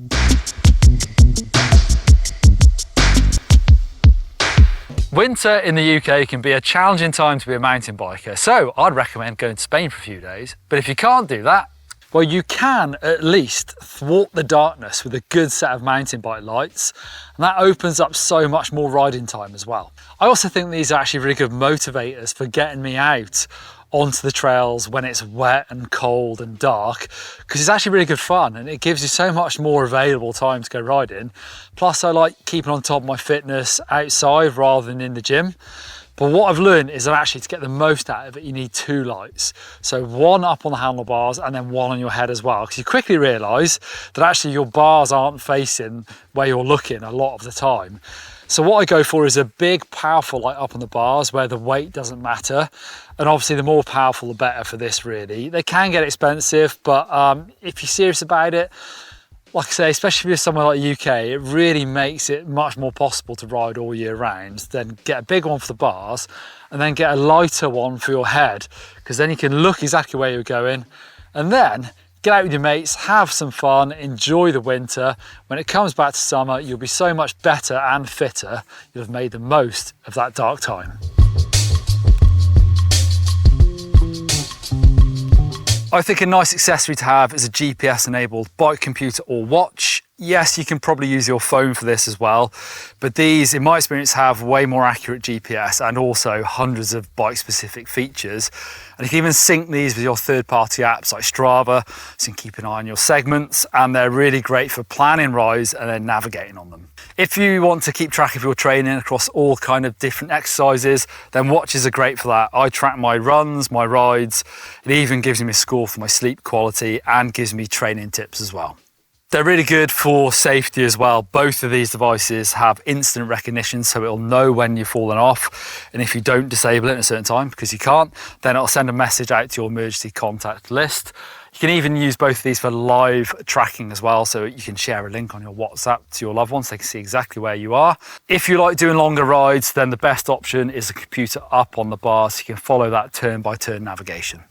Well, there's some of the best upgrades that I've tried in the past. I think I need to add mud guards to that list, definitely if you live somewhere like I do, to keep the mud out of your eyes, but I've not found a nice way of adding one to my very fancy fork yet, but I'm sure I'll find one. Let me know any that I've missed, or if you've got any recommendations for the rest of you, chuck them in the comments down below and I'll have a read. Anyway, time to hit the trails.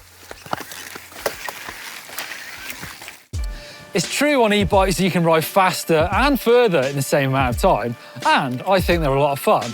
But here's some things that people don't tell you about e-bikes.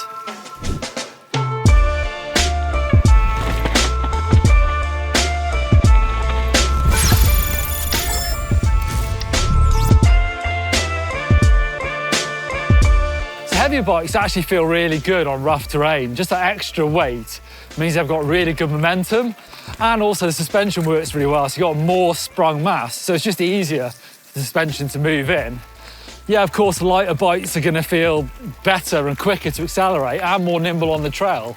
But one thing I think people don't tell you is that I actually find on an e-bike, on flat pedals, because of the weight of the bike, my feet move around a bit more on the pedals. Why is that? I don't really know, to be honest, but I guess like the ratio of my weight to the bike is different compared to a regular mountain bike. So, you know, obviously the heavier bike probably doesn't slow down as much when it hits the bumps, but does that mean that I do? I haven't really got an explanation for this, but I just realised that on an e-bike and flat pedals, I feel like I'm repositioning my feet an awful lot more than I am on a regular mountain bike. So it's even more important to have a really grippy set of pedals and shoes. But people say it's a different sport, but I'm not so sure about that. Like, it's totally just my opinion, but I feel like it's the same thing. I have said a few times recently that riding an e-mountain bike has sort of highlighted a few of my weaknesses when it comes to being a good all-round mountain biker. Like, my climbing skills have needed a bit of polishing and still do. But I think if you can ride a mountain bike really well, then you can definitely ride an e-mountain bike very well. And I think that proves it's the same sport. And yes, e-mountain bikes can be a really good workout. I think we've proved that before on EMBN with data. And I find it as well, if I'm doing my normal ride here in my local woods, you know, I'll probably cruise up the first climb, but then as soon as I'm in, I'm trying to ride as fast as I can down the hill within reason. And then I'm straight back on, normally quite a short, steep climb back up. So you get all the workout from riding downhill, just like I would on a downhill bike, you know, from racing downhill. Your heart rate is maxed out. I'm probably not doing that here because it's a bit shorter, to be fair. But I'm moving around on the bike, I'm pumping, I'm squatting. And then, like I say, if I get straight back into a climb, my average heart rate is as high as it would be on a regular bike. The difference is, I've got to say, When I wake up in the morning after a big day out on an e-bike, I sort of ache all over, but I don't have the same really achy legs that I would do if I'd done a long, regular mountain bike ride. But also, the high heart rate does mean that if I look at my Garmin, my grit score, anything over 100, I know that I've worked pretty hard, and that is easy to do, even on a regular e-mountain bike ride. I find that I want to ride my e-mountain bike quite a lot. And I guess it's quite hard to compare how much I ride now to when I was a pro, because I did a lot more ride time then. But I find it's much easier to get out on an e-bike. I need to sort of, the excuses can get pushed to the side, because I really enjoy riding it. And in the worst of conditions, obviously in winter in mud, on a regular bike, your average speed really drops. It can feel like a bit of a slog, which it is. I find that all year round, I'm just much more tempted to just want to ride my e-mountain bike more. And I never really expected that. I just find them exciting to go out and ride.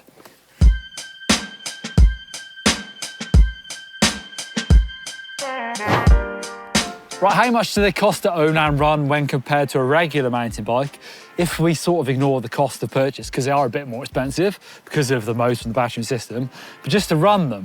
Starting with charging. So I looked this up, I think it's quite interesting.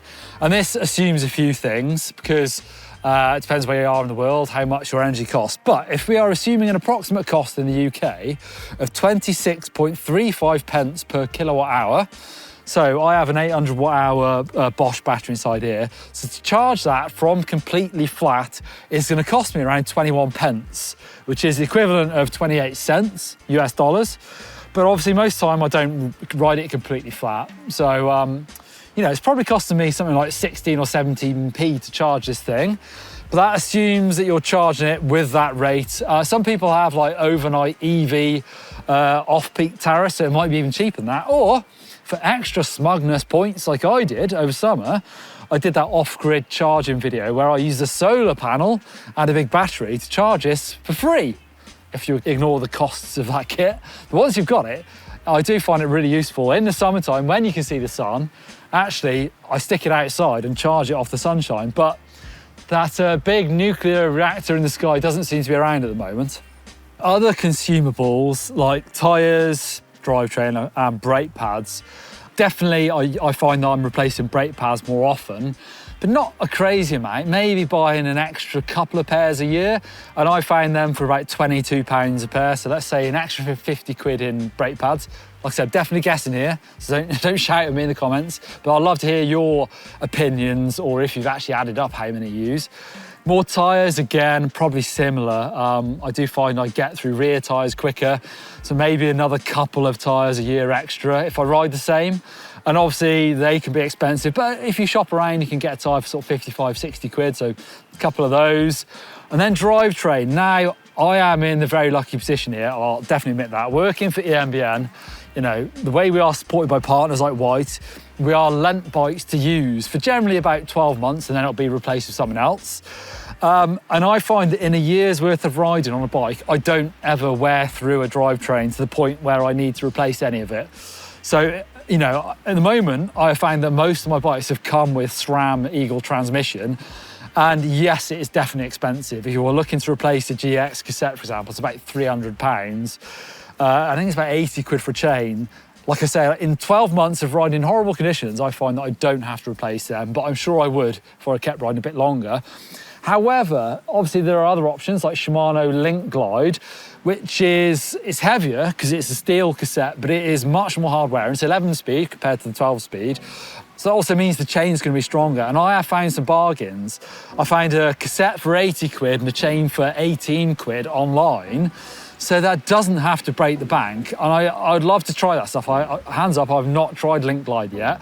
Of course, it's heavier, but it is more durable, just the materials. So I think there are ways of not spending loads of money looking after your e-bike.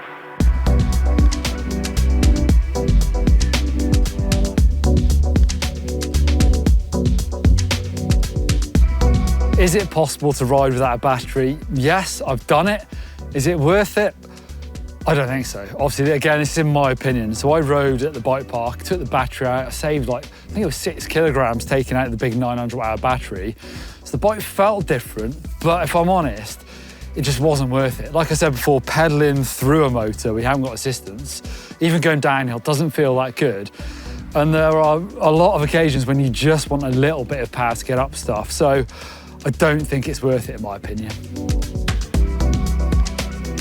Right, you've probably seen the bolt-on kits that turn your analog mountain bike into an e-bike.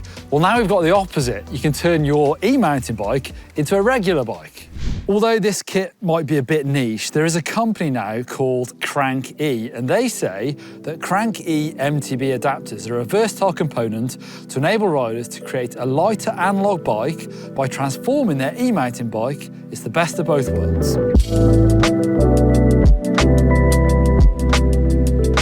After power, I guess us e-bikers could be accused of talking about weight quite a lot.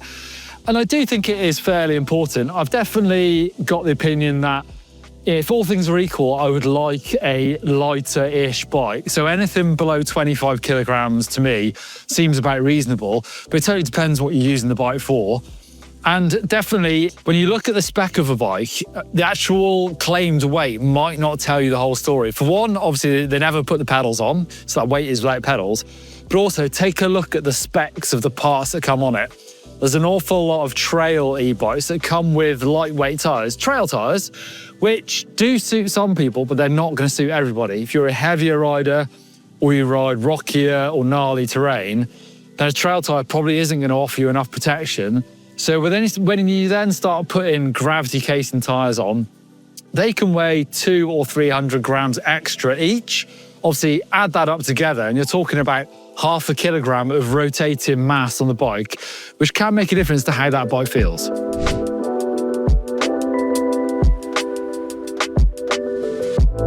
Range anxiety, it definitely is a thing. Running out of battery is horrible. I try and avoid it at all costs because it feels like you're riding through treacle with noodles for legs after a massive night on the beer. And I've ridden loads of different motor systems and I haven't ridden any that feel okay without the motor turned on, I've got to say. I know they're all different, some are better than others, but the bikes I ride are generally Bosch bikes, to be fair, and they're just as bad as anything, really. As soon as the battery's gone, you've got no motor, it feels horrible. So I'll try and plan my rides around that. Most of the time, I actually don't ride that far. I'll stay in the local woods, because so many different things do affect your range, like the conditions, the temperature, you know, how much mud is on the floor, your tyres, how heavy you are. So no one's going to get the same range out of any bike. So yeah, try and be careful with it and try and avoid running out of battery at all costs.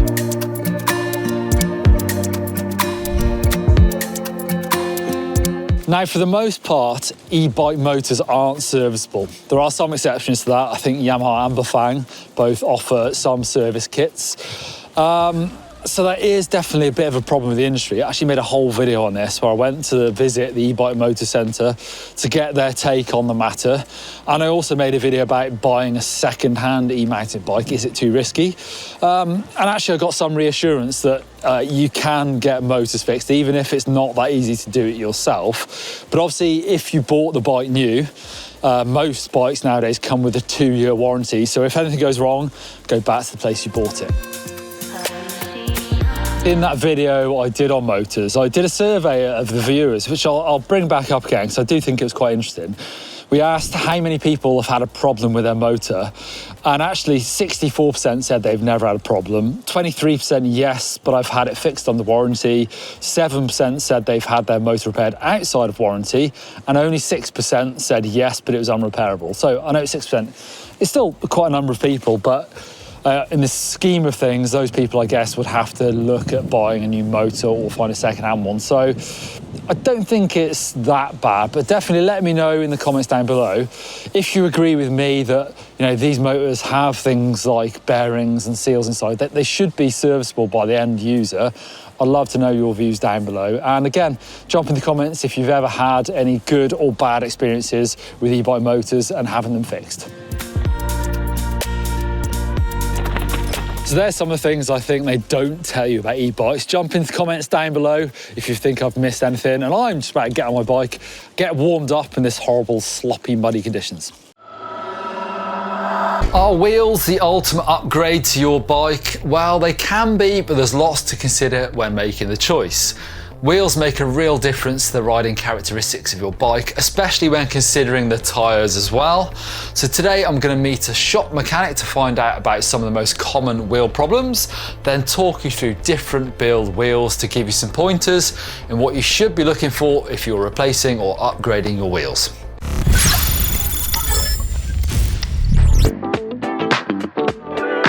The simple fact is that an e-mountain bike covers more terrain in the same amount of time as a regular mountain bike, and that demands durability. Add to that the extra package weight and your wheels can take a battering from every direction. The rims, the spokes and the bearings. More miles in turn means your eMTB wheel set needs to have durability right near the top of the wish list rather than weight saving. Durability in construction, no more so than the hub, which has the added torque from the motor, some of which can be pushing over 1,000 watts. This durability also needs considering with the type of e-bike you ride.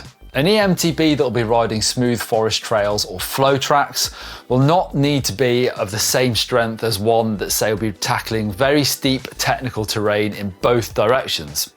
Heavier riders will need stronger wheels. And by heavier, I mean literally, how can I say it, plus size riders, but also I mean heavier in the type of riding being done. Punishing the wheels through rough terrain or with big landings, just heavier riding. Lighter riders, again by weight and by riding style maybe, won't need as strong a build, so weight could be saved. Quality hubs will still be high on the list of things that you want, but a lighter rim could be considered as they won't be getting smashed hard down rocks and things like that. And also a stiff build could give you the sharp riding characteristics that you're after. You and how you ride your bike will determine the best type of wheels to fit your needs.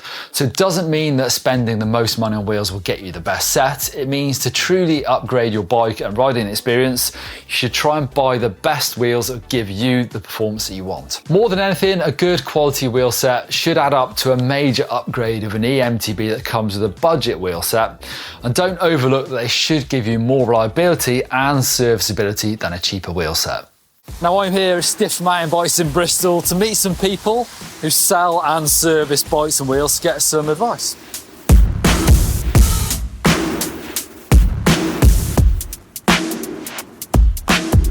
Right, Isaac, you've got a well-stocked shop. What about wheels? Is it something that people come in to upgrade? Yeah, definitely. So we do a pretty good mix of complete wheel sets. And obviously with Dan being here, we've got a real good scope for being able to offer custom builds as well. So we could pretty much do anything, to be honest.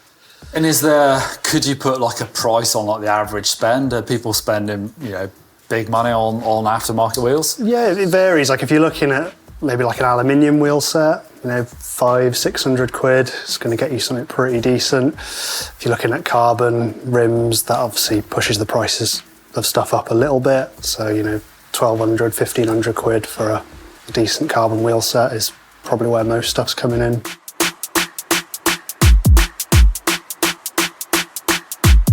Right, Dan, so if someone's bringing an e-bike back, maybe first service or, 12 months, let's say, after that, are you seeing things going wrong with their stock wheels? Like, I'm guessing if they're doing loads of miles, they'll get worn out a bit. Yeah, like I say, main thing's extra mileage over a normal bike. So bearings see a lot more wear, generally speaking, worse conditions as well. We see a lot of people using the e-bikes more through winter. So they're seeing the bogs, all the mud and the grit, and then just general things on kind of your low end stuff as well. Like cheaper rims, spoke tensions tend to be thrown out a little bit more than on kind of a custom built set.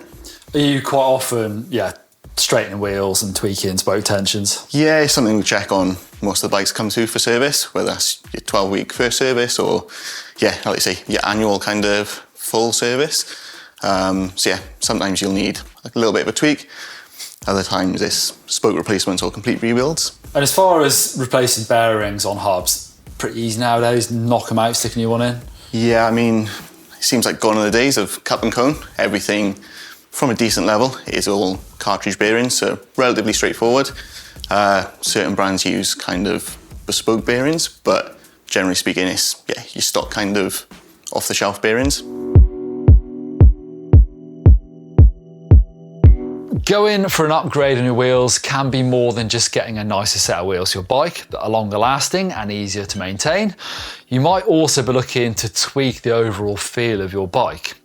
So wheels do take an immense beating, so don't underestimate the amount of deflection that takes place when you're riding through tough terrain, including rocks and roots, and even slamming your bike hard into sort of G-force, big berms, compressions. These can wobble and flex side to side more than you'd imagine, a bit like the wing of a plane. It actually adds up to a smoother ride with a bit of that compliance. So a well-designed wheel can offer more compliance, so rather than bounce off things, it can track the ground to keep you that valuable grip. This is where you need to strike a balance between your bike type, the terrain you ride, and also your rider weight. A rider that likes to ride hard on gnarly, rough, fast terrain will need a stronger wheel, but sometimes prefers a decent amount of compliance to deal with those forces and give a forgiving ride on the hands with a bike that wants to track straight. I've also got a friend who weighs over 100 kilograms and goes through wheels ridiculously often, so you've got to think about what you're doing with them and if that wheel needs to be super strong, and pay off that compliance with that strength as well. Choice of rim materials are either carbon fibre, as you might be able to see a close up, the weave of that carbon, or aluminium.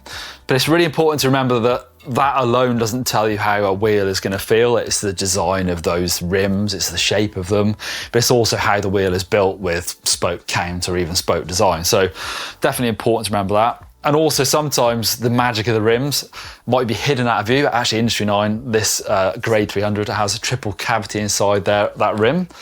But also the way the rim is constructed, so you might find that they have kind of flatter profile on the top, and that can really help spread the load and reduce pinch punctures. So instead of having quite a narrow, sharp bead on that rim that's going to touch the tyre on impacts, you can look for wider profiles there, and that's going to help you, get a stronger wheel, but also prevent pinch punctures.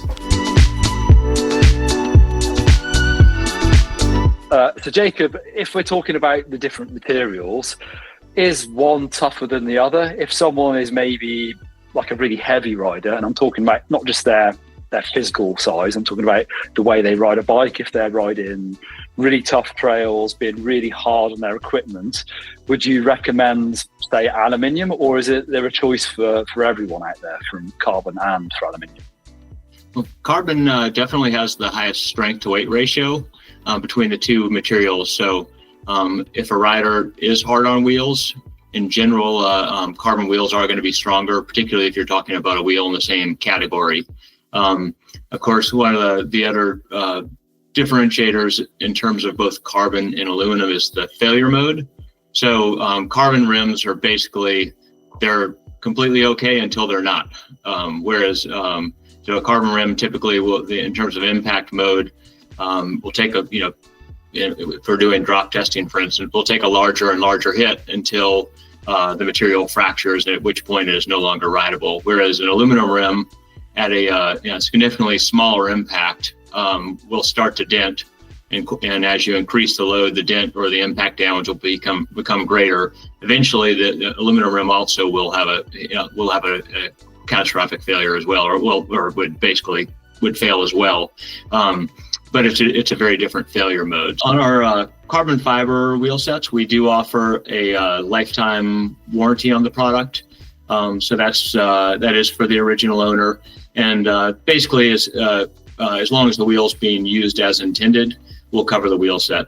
When we're talking about different styles of riders, lighter and heavier, and we're looking at different strengths of wheels and stiffness of the builds, these different types of riders are going to flex them differently. So do you sometimes find that lighter riders, are going to find their wheels almost too stiff for them? Yeah, absolutely. In fact, that's one of the reasons that we offer two different hub and wheel platforms for our complete wheels, particularly in our premium alloy spoke series. So we offer our 24 spoke wheel models and 32 spoke platform. And we find that for lighter riders in particular, many of them do prefer the 24 spoke platform or lighter wheel sets in general, because they do offer a little bit more flex. We also have on our website, we provide suggested weight limits for rider plus bike combinations. Part of that is certainly for strength, but that's also from a perspective of ride quality. Going back to the relationship between carbon and aluminum, that is one of the things that's really unique about carbon in relation to other materials is whereas aluminum, you can control the ride quality to a degree with wall thickness and the rim profile, etc. Whereas carbon, you've got shaping as part of your ability to control the material and how it flexes, but you also have the layup schedule. So with carbon, you can actually adjust the layup schedule to control your flex. So if you want a wheel that's going to flex a little bit more radially, you can bias the plies to accomplish that goal, and while still maintaining some level of lateral stiffness goals in addition to that. So it's a pretty unique material, and it allows you to really hone in on a ride quality to accomplish specific goals for a particular type of rider and wheel set. Rim width is important because it has a direct relationship as to how your tyres will take their profile at various levels of inflation.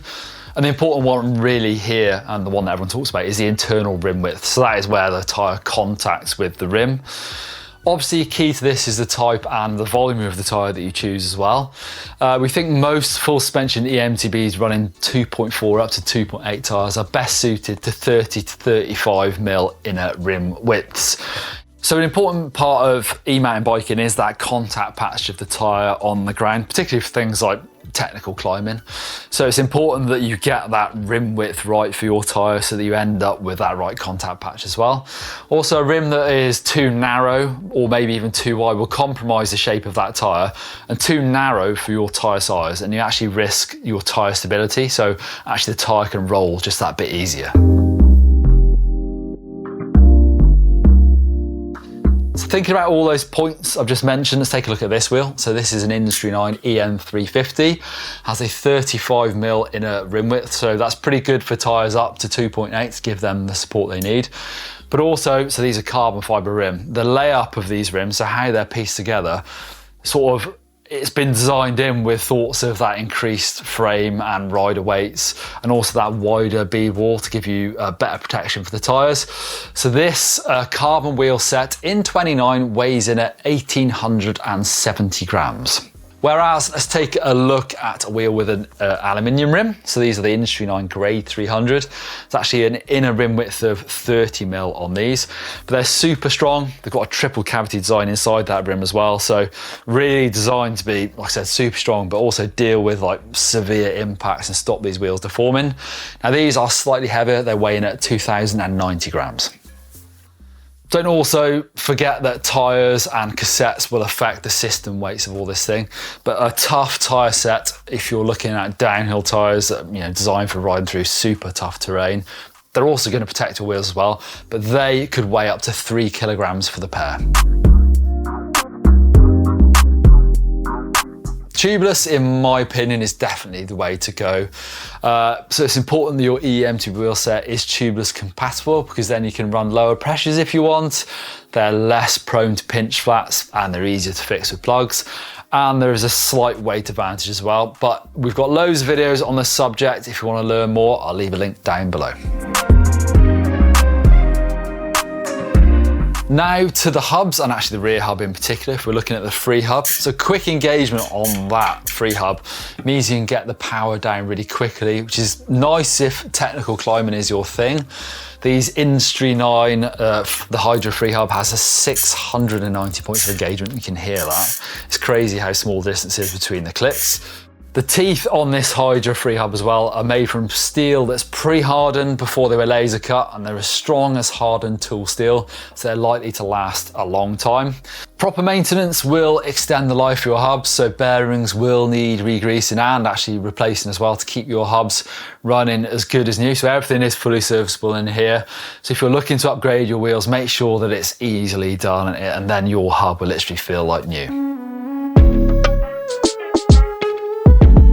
More spokes provide additional points of contact, increasing the wheel strength and integrity, but also stiffness. And remember, you might not want a really stiff wheel. The spoke count has to be considered alongside rim design. These EN350s have 32 spokes that are straight pull. You can see how they screw straight into threads in the hub.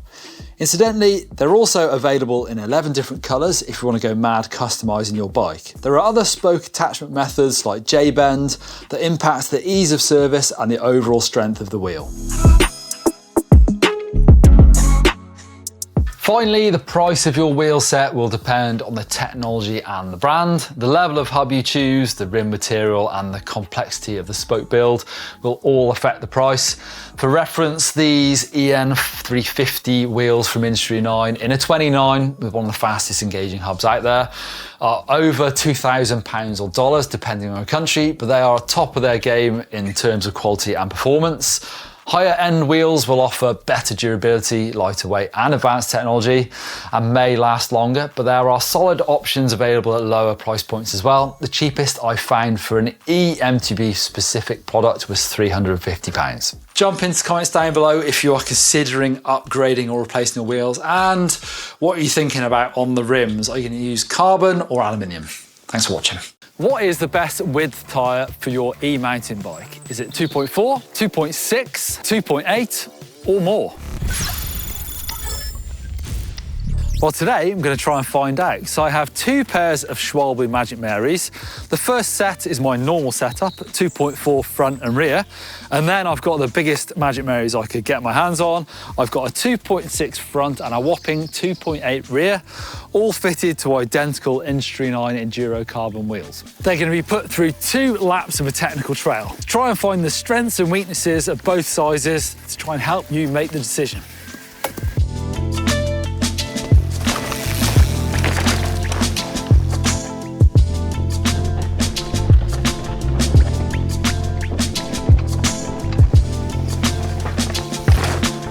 So why might you think about going up to wider tyres? Well, actually, what's really interesting is that a wider tyre will give you lower rolling resistance at a certain pressure, which I think is quite surprising, but it's what the science tells us.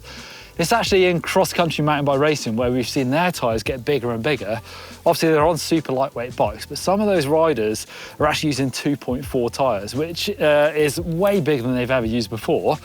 Because obviously in that sport, efficiency really matters. But even for us, on our e-mountain bikes, efficiency is still pretty important. And even more science here, there's a principle called hoop stress, and that means that a wider tyre with lower tyre pressure is going to give you the same characteristics as a narrower tyre with higher tyre pressure. So lower pressures mean it's going to be more comfortable, which is nice, more compliant as well. So if you're riding really rough trails, it's going to feel good. But also it's going to give you more grip as that tyre is deforming easier to the trail. Add that to the fact that you've got a larger contact patch because your tyre's squishing into the floor a bit more. That gives you even more grip. So if wider tyres come with so many benefits, shouldn't we all be riding around on fat bikes? Not so fast. There are some disadvantages, the first being weight.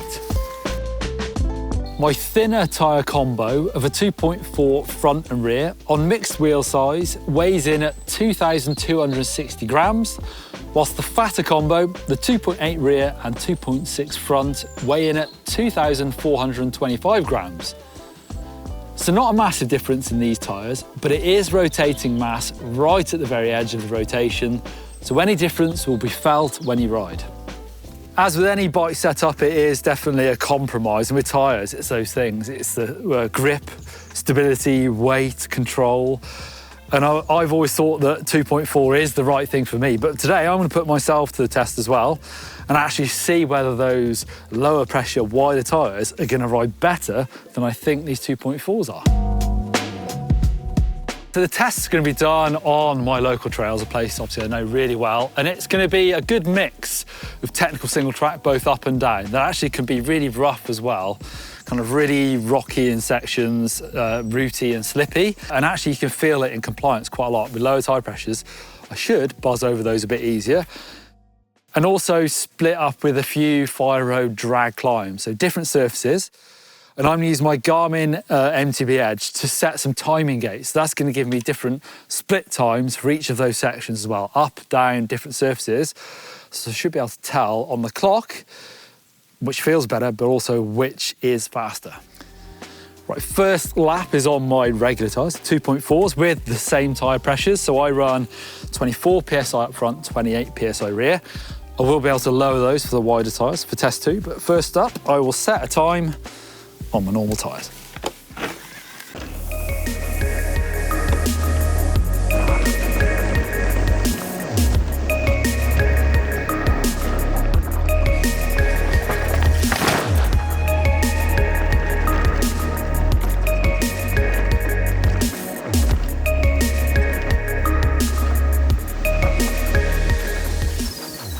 There's lots of more well-worn parts like this climb actually that are still really firm and just that little bit sort of stony and rough. Not like really rocky, but kind of uncomfortable. So that'll be quite interesting on the bigger tyres. See if I maybe roll a bit better on these sections.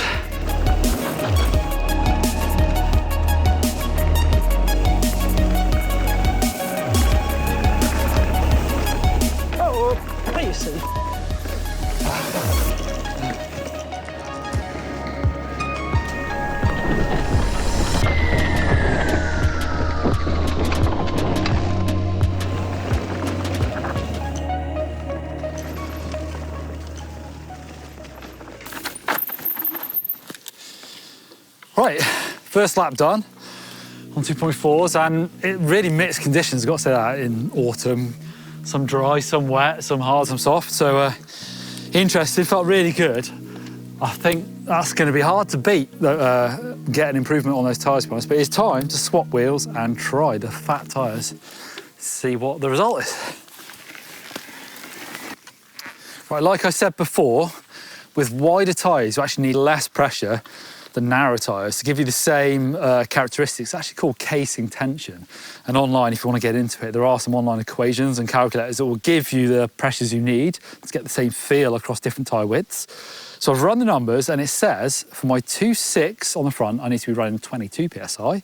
And then on the 2.8 on the rear, I need to be running 24 PSI. So as you can see, I'm running a mixed wheel size in this bike. And that's why the different widths, these are the widest Schwalbes I could get for these wheels. And actually, look, the 2.8 in the rear is quite a chunky tyre, even compared to the 2.6. It's pretty big. But for me, that sounds like low pressure. In the past, I found that if I go too low, start rolling tyres, particularly on like big bike parky berms, which there's not a huge amount of here, but there are some G out. So I'm slightly worried that I might burp or roll even a 2.8 tyre with the pressure that low. But let's find out.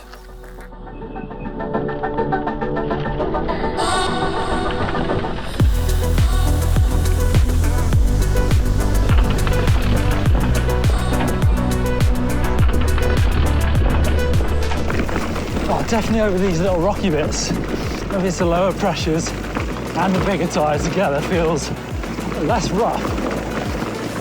Definitely smooths it out a bit. We'll have to be careful of hitting the rim on those bigger ones.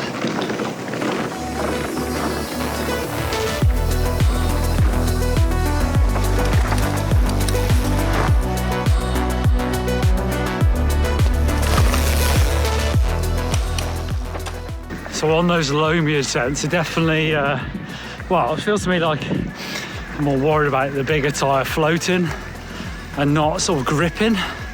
Obviously it's not all like that, but some of these right corners are soft.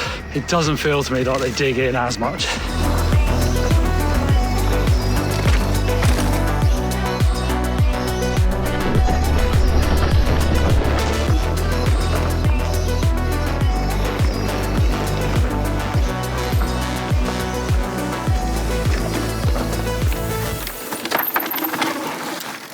Right, there we go.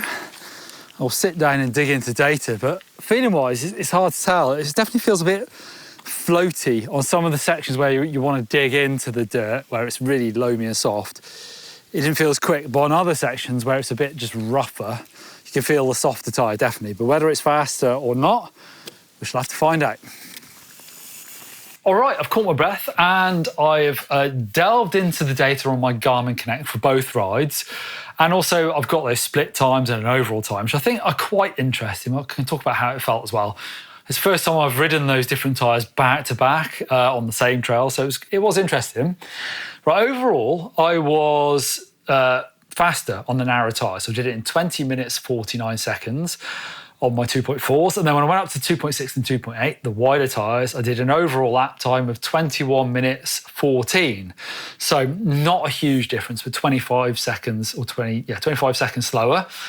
But digging into the split, so I tried to do it on sort of climbing, but also different types of climbing, because it was either fire road or single track, and then the descending was either technical or smooth. Turns out the wider tyres were slower on the fire road climb, so the biggest climb of the day, by 15 seconds. They were slower on the tech downhill by 4 seconds and slower on the tech climb by 7 seconds. But the wider tyres were faster on the mellow fire road climb and the flat bit by over 6 seconds, and on the short, smooth final descent by 1 second. So really not very conclusive. But in general, are those times conclusive? A little bit. I guess, I was a bit faster on the smoother sections on the wider tyres, but actually, for all the stuff that I enjoy riding the most, the more technical side of things, I was quite a chunk faster on the narrower tyres. And actually, it sort of it confirmed what I thought I already knew. So actually, I prefer the compromise of the narrow tyres, those 2.4s, as my normal setup, because they work the best across all the conditions. And as I said on the day, it was pretty mixed.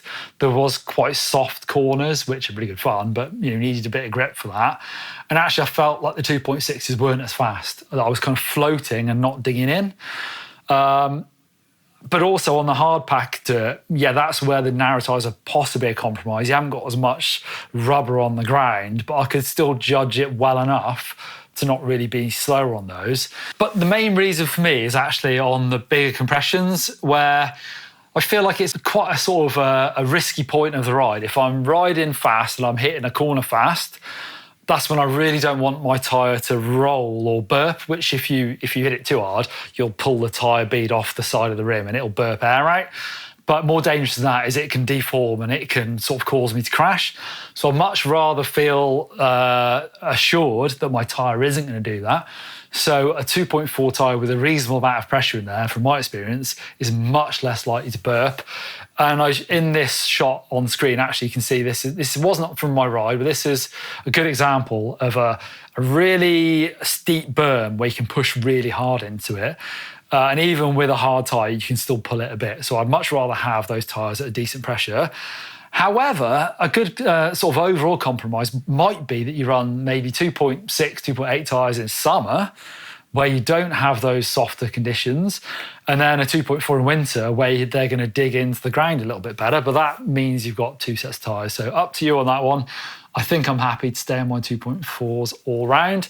Obviously, in this video, I'm actually using the Super Trail casing tyres as well. So, you've got to bear that in mind with tyres. It is a really complicated matter. The casing sort of strength and the pressure and the rubber and the compound and the tread pattern all matter when it comes to picking the right tyre.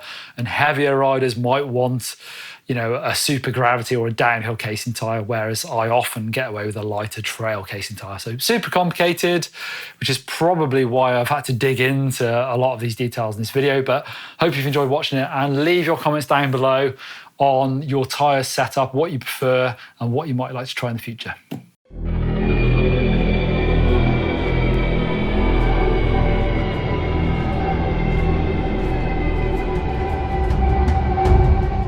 This is a video about choices, about how we choose to live, about how we choose to ride. With eMTB, there are simply so many decisions that you need to make. Componentry, geometry, wheel size, tyre compound, spoke count, disc size, crank length, carbon versus aluminium, coil versus air, electronic shifting. But I actually believe there are only 3 main things that you need to think about.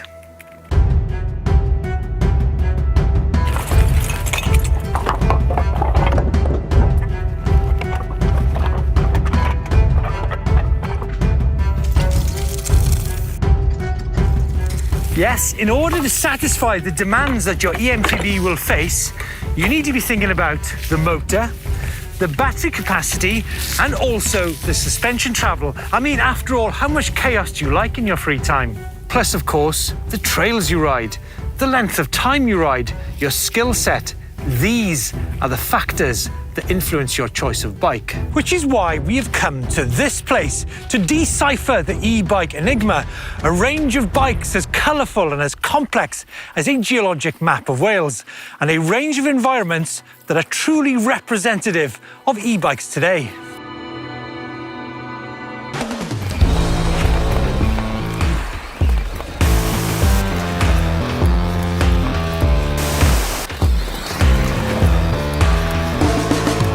We begin our journey then with motor and power. After all, what's under the hood will offer you a whole new world of possibility. What are the options? Well, brand is important, power is important, and so too is torque, which is one of the key words we use when discussing the performance of e-mountain bikes. So, 6 bikes, 5 different motor options, and 6 or more batteries. We have the TQ with 55 Newton meters, the Bosch SX with 65, and the Shimano EP801 on the Spectral and torque with 85 Newton meters. And we have 2 versions or tunes of the Bosch CX, a race and a standard. Can you believe it? 40 millimeters is all that separates these bikes in terms of suspension travel. But what about when it comes to uphill performance? Now, coming up on screen now are my numbers on a technical 1 mile uphill double track with all the motors compared to an eMTB. And as you can see, even the lowest torque bike, which is the TQ, is 7 minutes faster up that climb than a mountain bike. And it's only 4 minutes slower than the fastest motor, which is the CX. So if you put that in perspective, on a climb of 1 hour, you can probably get 3.5 runs on a mountain bike, and on the CX, up to 10. So where exactly does more or less torque matter? Well, as above, a bike with more torque will enable you to climb faster and tackle steeper and more technical uphill terrain. It's worth bearing in mind that uphill riding is one of the great beauties of owning an eMTB, as it offers so much potential. Now, this is especially true outside the bike park and trail centre, and more torque will actually give you more opportunities for adventure in places such as this. So some of the bikes we have here are mountain goats, relying on the traction provided by their hooves, the power of their muscular legs, and their amazing ability to traverse rocky outcrops when they escape into the upper reaches of mountains. The Torque, Spectral, Neuron, and the Strive are those animals.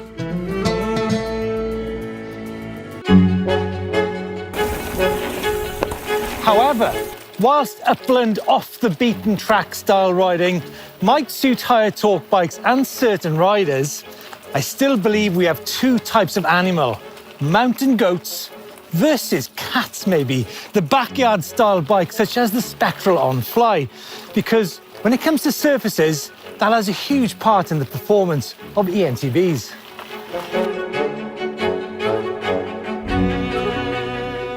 I genuinely love riding this bike, especially on this type of terrain. This is a kind of worn-out trail centre single track where there's a double track fire road to the top of the hill, and all the linking sections are that type of riding. So in as much as life-threatening rock slabs in the middle of nowhere are great fun, don't get me wrong, it's 140mm travel. It's one of the shortest travel bikes, but in this type of terrain, this is the bike I would choose. So this is part of the puzzle that you have to work out when you're choosing your e-mountain bike. Coed Brennan in North Wales, it is an absolute gem of a place to come and ride. So I'm just going to say that lighter riders might actually not need as much torque and therefore not as much battery capacity, simply because they're not using the higher power modes as much. However, it is worth bearing in mind that heavier riders on steeper and steppy terrain will benefit from increased torque and the overrun characteristics of the higher power bikes, all things being equal. Secondly, rider skill will play a part in technical uphill riding regardless of motor torque. But just as more travel will give you more performance downhill, so too more power will open more doors uphill. That's if you can. Having said that, lowland areas aren't quite as dependent on large batteries or higher power motors. Actually, on the subject of batteries, that's the subject we turn to next. So already the story with eMTB is so much bigger than it is with eMTB, and we've only just talked about motors. We're going to turn our attention now to batteries, and the options are simply huge. We can go from as little as 360 watt hours on the Spectral on Fly up to a mighty 900 watt hours on the Spectral. You've also got range extenders from 160 watt hours and also 250 watt hours in the Spectral on Fly.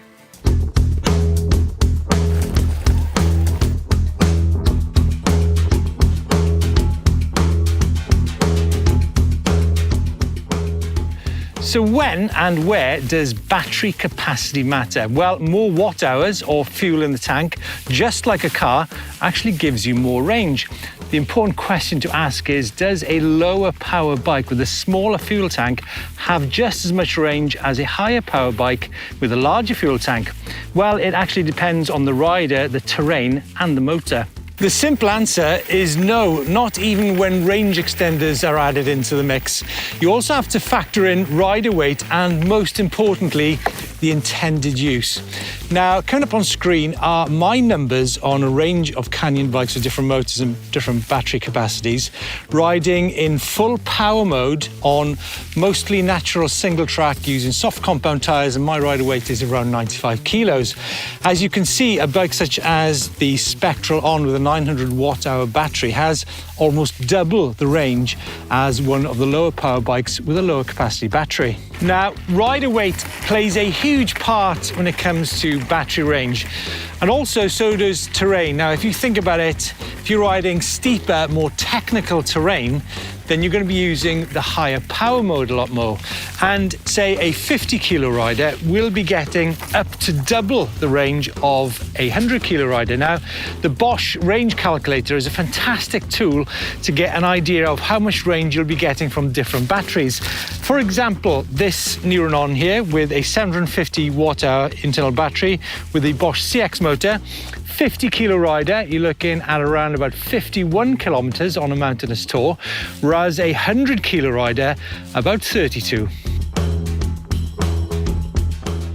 So, rider weight impacts battery range, so too does the surface conditions. Now, boggy terrain such as this absolutely sucks the life out of e-bike batteries. Now, surface trails, on the other hand, such as this beautiful trail here, is going to demand less of your battery, so you're going to get more range. I could actually be adding 20 to 30% range on my journey. So it's quite simple, really. Your rider weight and the trails you ride will influence the type of bike you buy. And because they all come with different battery capacities, that is one decision you will need to make. So, like I mentioned earlier, think about e-bikes as upland bikes and lowland bikes. The next subject we're going to tackle is how much travel do you actually need on an eMTB. Now, some people would tell you that buying an e-mountain bike is all about how much suspension travel each of the bikes has. And of course, they are partly correct in that statement. But as I'm sure you're gathering by now, this story is a lot bigger.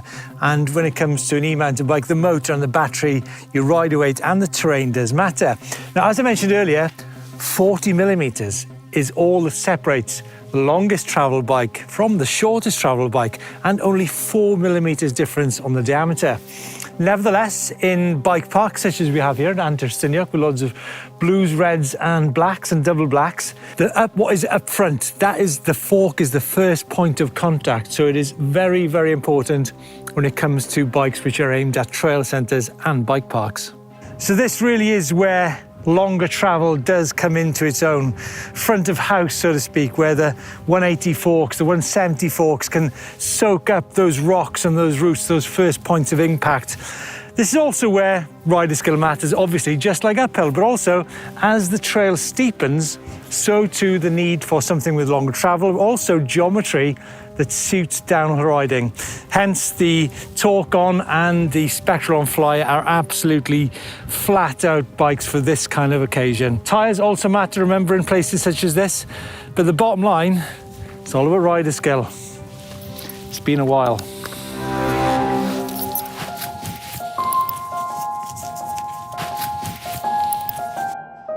Whoa! I haven't done any jumps for years. Yes, wheels did come off the ground. So this is where suspension matters. You get into the rockier, rougher terrain, more rocks, more hits. This is also where tyres matter, and that 180 mil travel up front really just suck up the hits. Now on the Spectral on fly, this is a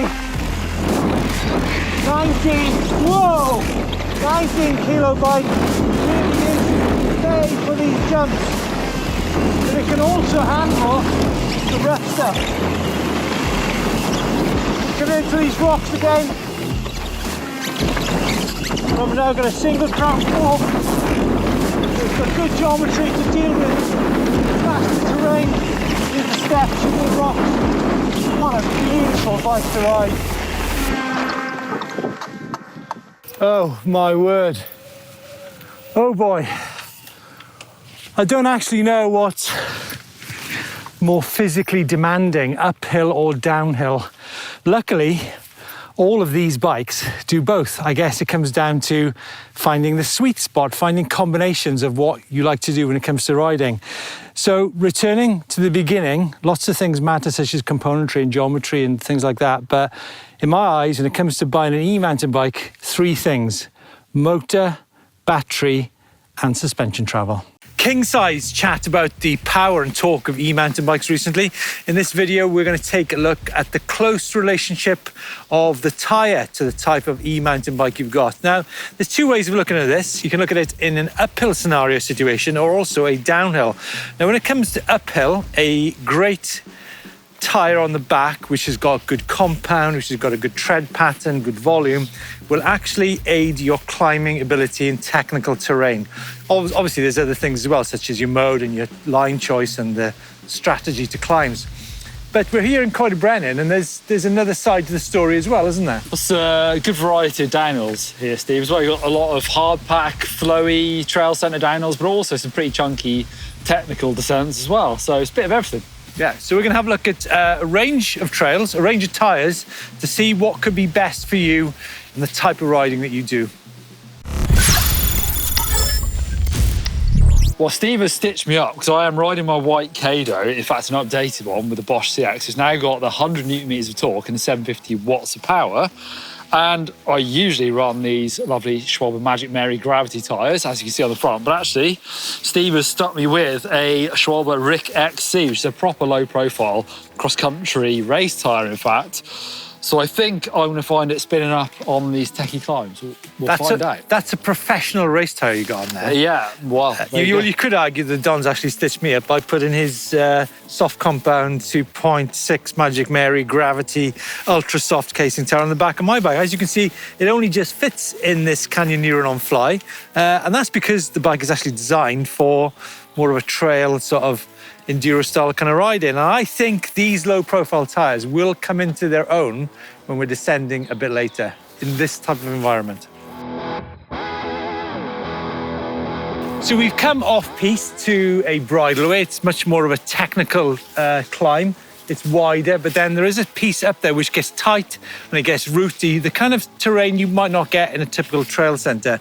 As you can see here, there's a difference between traction on this bike, which is 55 newton meters with a chunky tyre, compared to Neil's, which is 100 newton meters with a low profile tyre. Interesting, actually, Don. I couldn't believe the grip I had going up there with this soft compound tyre. Did you throw a bit of momentum at it to get up it? A bit of... So I think there's two things at play here, isn't there, really? Because I was surprised you actually made it on 2 attempts with that. And I think what we need to talk about, folks, is the fact that there is a climb where you can use your momentum, and there's a climb where you actually go from standstill, because I think they give you two different outcomes, don't they? Yeah, I mean, I was lucky. I've got the software in here, so I've got that big overrun, because a couple of times, I don't know how many revolutions my rear wheel did, but it was spinning and dragging me up when I could just about get back on the pedals, because it's quite hard to get pedal strokes through that rough little bit. And twice that saved me and got me through it, but the once I just span up and then couldn't get going again, basically. Swapping the wheels back out, really interesting, the difference in weight between... Well, it's a chunky tyre, that's gravity. I mean, that's probably a 1,200 gram tyre on there. It's more than that. Ultra soft as well, so super soft compound. Let's see what happens on a fire road. So I'm back on the Magic Mary, and you can see the square edge of those treads, really deep treads as well. It's a good combo, I think, with the power and the torque of this bike. So from a standing start, with a bit of grunt, I reckon this should be a lot easier now. Let's have a go. Nice! Don flying up the climbs. Well, I made it that time, easy. I think in summary there, a slightly lower torque bike with the right tyre is always going to be better than a higher torque bike with the wrong tyre, would you say? Probably right, yeah. It's difficult to know, isn't it? It's a bit of a combo of skill and everything as well. I think there's an important thing to understand about tyres is if you're unsure about the compound, now tyres come in so many different compounds, it's actually really quite difficult to navigate. I mean, I see you've gone for an upgrade on your bike here on the back, right? A slightly unusual combo, because I've got two similar, same treads, both Magic Marys, but I've actually got a Super Trail casing up front, so not the big heavyweight, and it's a soft compound, whereas I've got the gravity casing on the rear and the ultra soft compound. I've just changed it because I thought it'd be quite nice, slightly more durable tyre up front, but actually a bit softer, a bit grippier on the rear. I always like a chunkier tyre, heavier tyre on the rear, because riding flat pedals, I've always found that if I'm going to puncture anything, it's smashing the back tyre into things. So obviously it's up to the weight of the bike a little bit, but the payoff for that is a real chunky, grippy tyre on the rear. And I like it. That's a great. The Magic Mary in the back is a great example of a tyre which is great for technical climbing. I think the key thing, and like I said, if you've got any doubts about the durometer on the compounded tyre, ask a specialist, because the softest compound tyre will always be the best for climbing on eMTBs. So that's a techie climb. I think time now to move on to more of a mellower fire road scenario to see what the difference is there. We're now on a smooth, mellow climb, which is actually quite typical of a trail centre climb. And I really believe this is the kind of place where a lightweight E-mountain bike such as this Neuron Fly with 55 Nm Bosch SX motor excels. Yeah. Quite interesting, Don, is that this bike has actually got just over half the torque of your bike, right? Yeah, exactly. And with these tyre combos, if we were on regular mountain bikes, I'd be feeling a lot harder, more roll resistance now, wouldn't I? Yeah. And you got to think that on those single track trails, that's what makes those bikes so easy at the speed limit. And also, it's got to make a difference in your efficiency as well. If I'm dragging big, heavy tyres with loads of grip around. I think tyre choice when it comes to range is massive. What about drag race? Yeah, drag race. Well, the torque isn't going to help me that much in this situation, so it's all about power, I suppose. Yeah, let's have a look.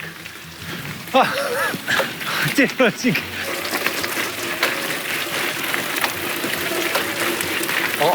the limit. So, mellow fire trail gradient, 55 Nm, 600 watts peak power, low profile fast rolling tyres and 97 kilos versus 74 kilograms, 750 peak watts, 100 Newton meters and chunky tyres.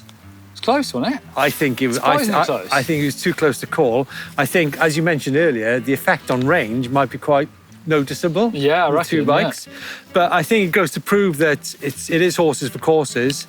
And if you're riding five trails all day long, you might be better with a low-profile fast-rolling tyre, right? Well, we're not, Steve. We're going to ride some proper trails. OK, so now we turn to the downhill element of our head-to-head.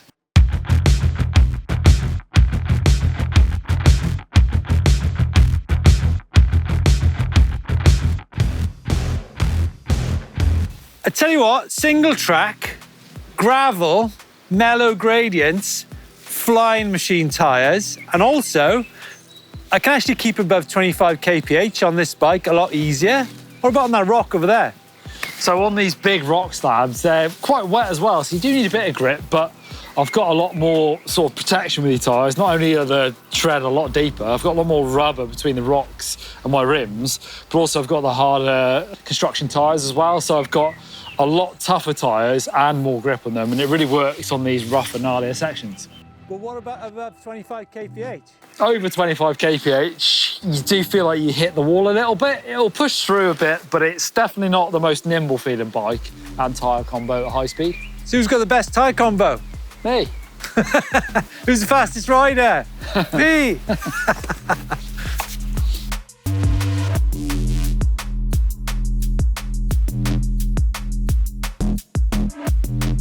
I've said it before, Don, and I'm going to say it again. If I was riding trail centres, SX bike low profile tyres, flying machine. I reckon you might have gone a little bit extreme with Rick XCs, to be fair, but yeah, I definitely agree with like a lightweight trail tyre feels great, doesn't it? It just suits even the fork and the frame all works together And nicely. I just love how it's just like, it's really nervy, and I quite like the nervy feel in a trail centre, because sometimes you need something to excite you in a place like this. Yeah, and I reckon my combo is probably a bit too extreme for here. I almost feel a bit overbiked in sections, and that is, you know, bike and tyre combo. Whereas a lot of my more natural riding that I'm doing, where I'm riding almost downhill trails, that's just when these tyres really come into their own, I suppose. So I think like this quick visit to Coed Brennan proves it's actually still it's a jigsaw puzzle. It's a jigsaw puzzle with power, and it's a jigsaw puzzle with tyre choice as well. And I really was interested about, we haven't explored it, and we will explore it in the future weeks on the channel, is the relationships between the overrun which you set up on your bike when it comes to technical climbing and your tyre choice. Yeah, there aren't that many times when you get to use it, but when it gets really technical, it saves my bacon all the time, to be fair. So there you go, folks. That's it from Coed Brennan. Let's know your choice of tyres. And like we mentioned earlier, durometer really is important when it comes to climbing.